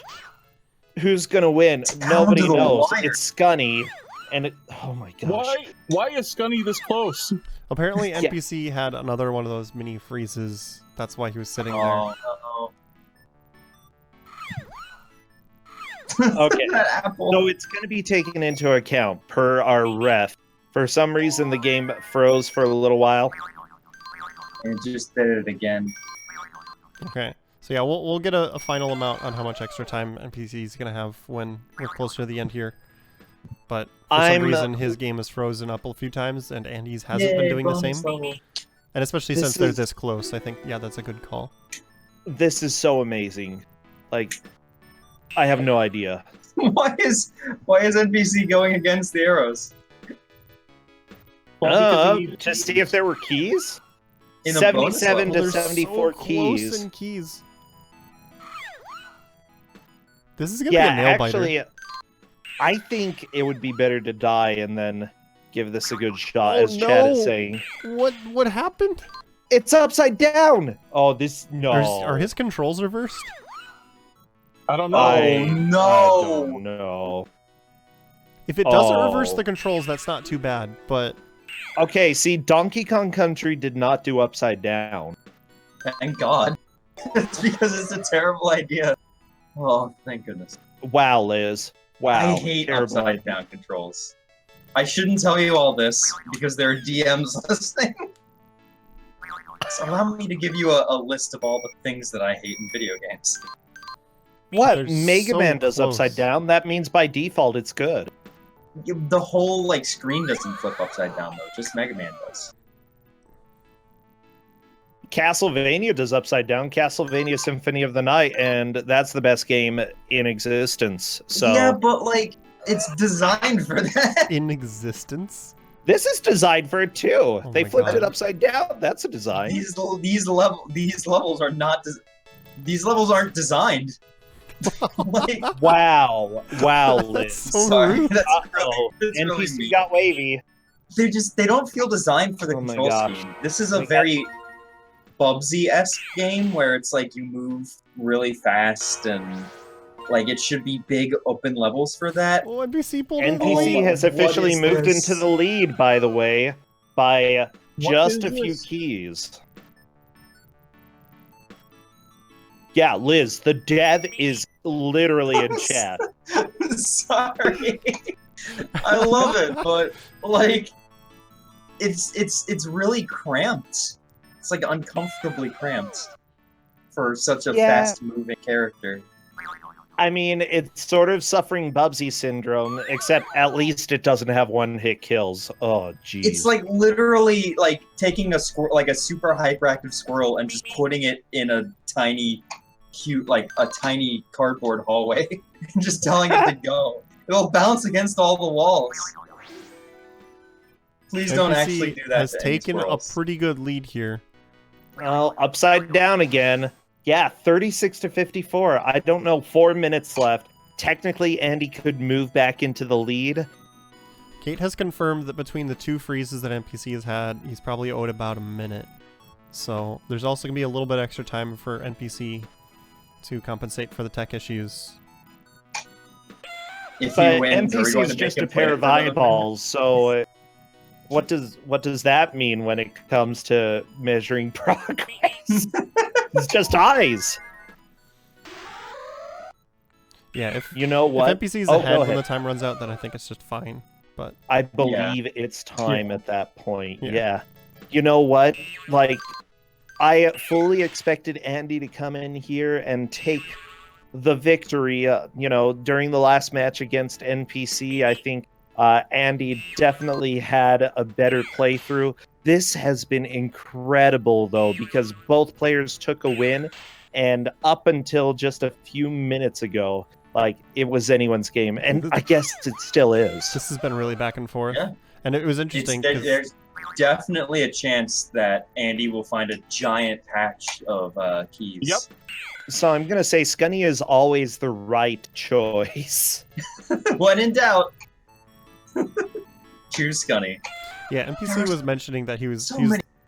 he told himself that if he wins even one game in this best of 3, he was going to take himself out to dinner, and he's in a situation where he could win the entire thing. So Yeah, Gets Yeah. to take himself it's out. all twice. on the line. I'm He going to was send it. I'm going to send him the hard nut pudding recipe and tell him to treat himself.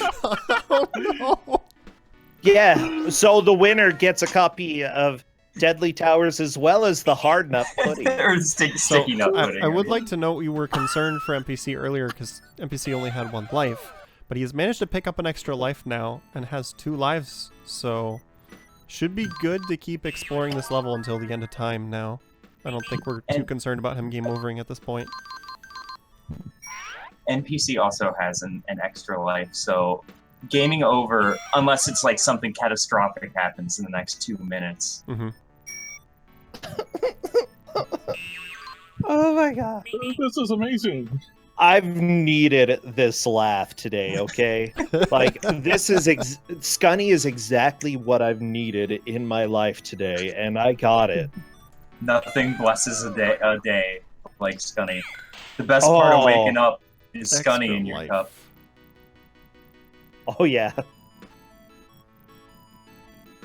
If I wake up and have this music in my head, though, I'm gonna be angry. We saw in the last It's level. okay. But it's. Go ahead. I was just gonna say, when the last level we saw, both players got stuck at low key counts, and then even when they were looking for the doors, they found a lot more keys. So even though there's only 1 minute, Andy could at any point find a bunch of keys and jump into the lead. So this is It's not over till it's over, everybody. And if Andy does move into the lead, NPC does get a little extra time. Oh, both of the players have been getting extra lives. It's been good. Yeah.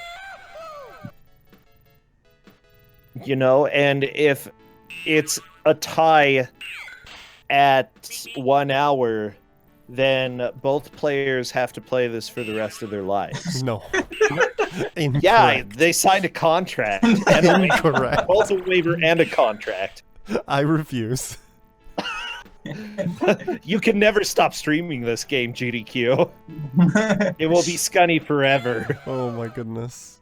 So we only have a few seconds left, and it looks like NPC is definitely going to take it here. That's it. The time is up. We're done. GG. Gee. Wow. You know what? That means that we don't have to play Scunny for the rest of their lives. And we don't have to laugh at them for the rest of their lives. NPC beat the odds, losing in the winner's bracket, and, you know, fighting his way back up to the grand finals, has won 2 out of the 3 games today. NPC takes first, takes the victory. Andy coming in second. I am just blown away. NPC's reaction amazing to him winning in chat is amazing. It was just, what? In all caps, and then just several more times. And then I get pizza tomorrow. Oh, that's great. And Dana's offering a copy of Lemmings 3D to NPC. If you give me Lemmings 3D, I will burn it. I love it. I will burn it. I will burn that sucker to the ground. That thing should not be alive. Oh my goodness. Hello So- NPC. Hello Andy. Hello. So the person declaring that Lemmings 3D should not exist, that was NPC for people who do not recognize voices. So NPC, Andy, hello. How you feeling after that match? I'm frustrated as all heck. Why does it have to be stupid mazy platformers, dude? You both changed leads. There. We were both there. I was so having so much trouble trying that one level and trying to find the friggin' exit. You two changed leads like 4 times in that last game. It was very close. It was amazing.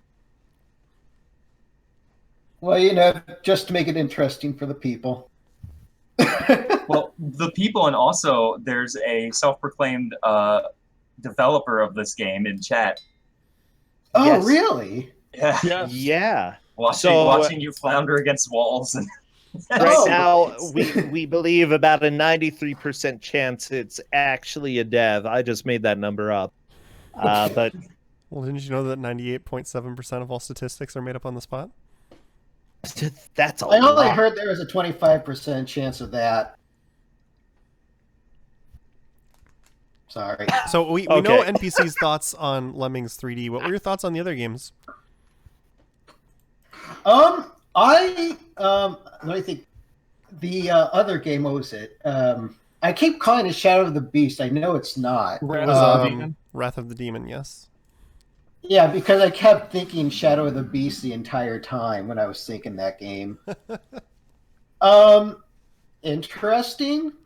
I might try and finish it, but there's a lot of stuff to make it very hard. Like the incredibly lengthy levels. And there I was think the exact words someone said were, Yeah. "This looks like a game NPC would really like." I did. I actually did enjoy it. So thank you, Corn Dan. And there's the soft lock that Andy ran into in that game where Oh if you my use gosh. the lightning potion on a neutral NPC that's supposed to give you something, it just you get It stuck. kills them too. For what it was worth, I didn't use it on him. I used it on the guy next to him, but it reached him. So what do you think Either of the way, games, Andy? I'm mad as all heck. Lemmings was easy. Why couldn't it have all been that easy? Why couldn't it just be Lemmings all night? Just 3 hours of Lemmings. I just want to say if you guys come out of this mad as all heck about the games, we did our job correctly. I will never play Lemmings 3D ever again. Lemmings 3D was Do not easy. think about putting it in do not think about putting it into a gauntlet.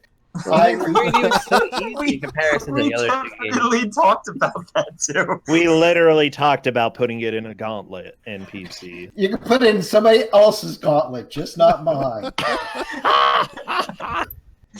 Oh my gosh. Like, seriously, we had no idea who was going to take the victory until pretty much the last half minute of this. Like, this has been an incredibly entertaining grand finals, and, you know, I wouldn't have it any other way.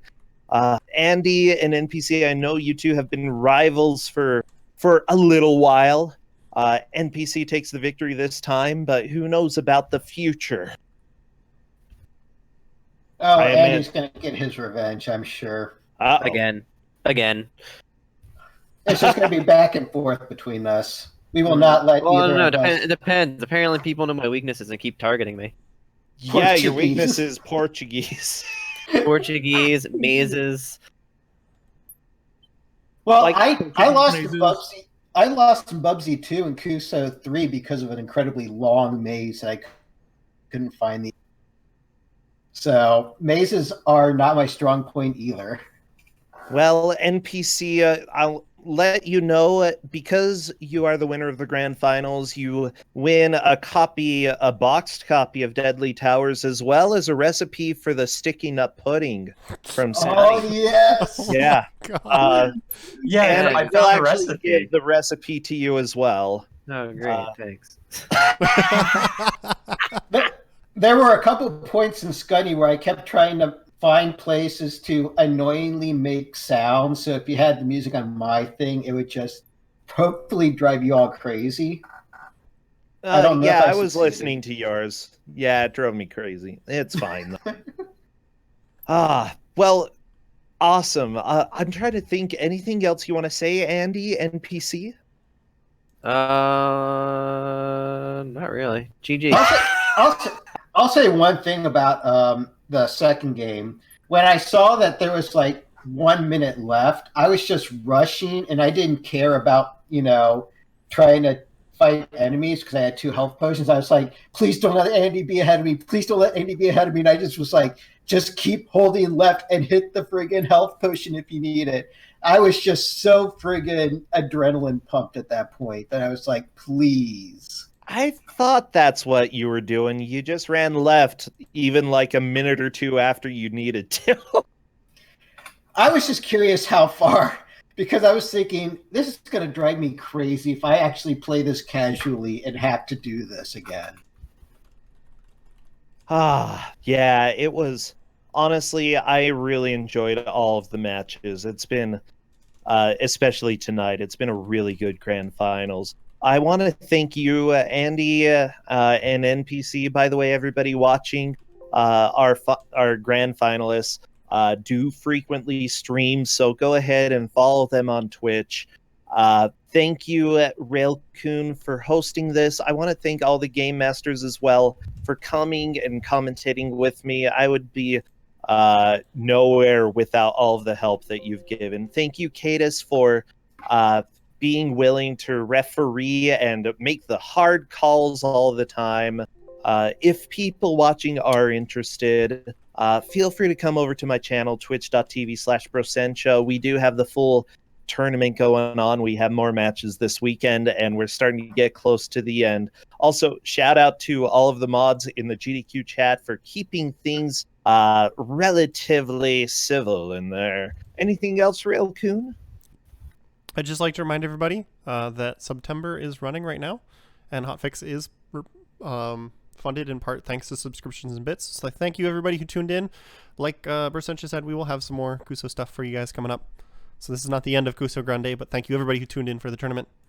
And we're going to send you over to somebody who is speedrunning right now. If I can find the right box on the dashboard. There we go. So we're just going to send you over to go cheer them on, and we will see you guys this Saturday for Randomizer Week. Thank you. Bye, friends. Bye. Take it easy.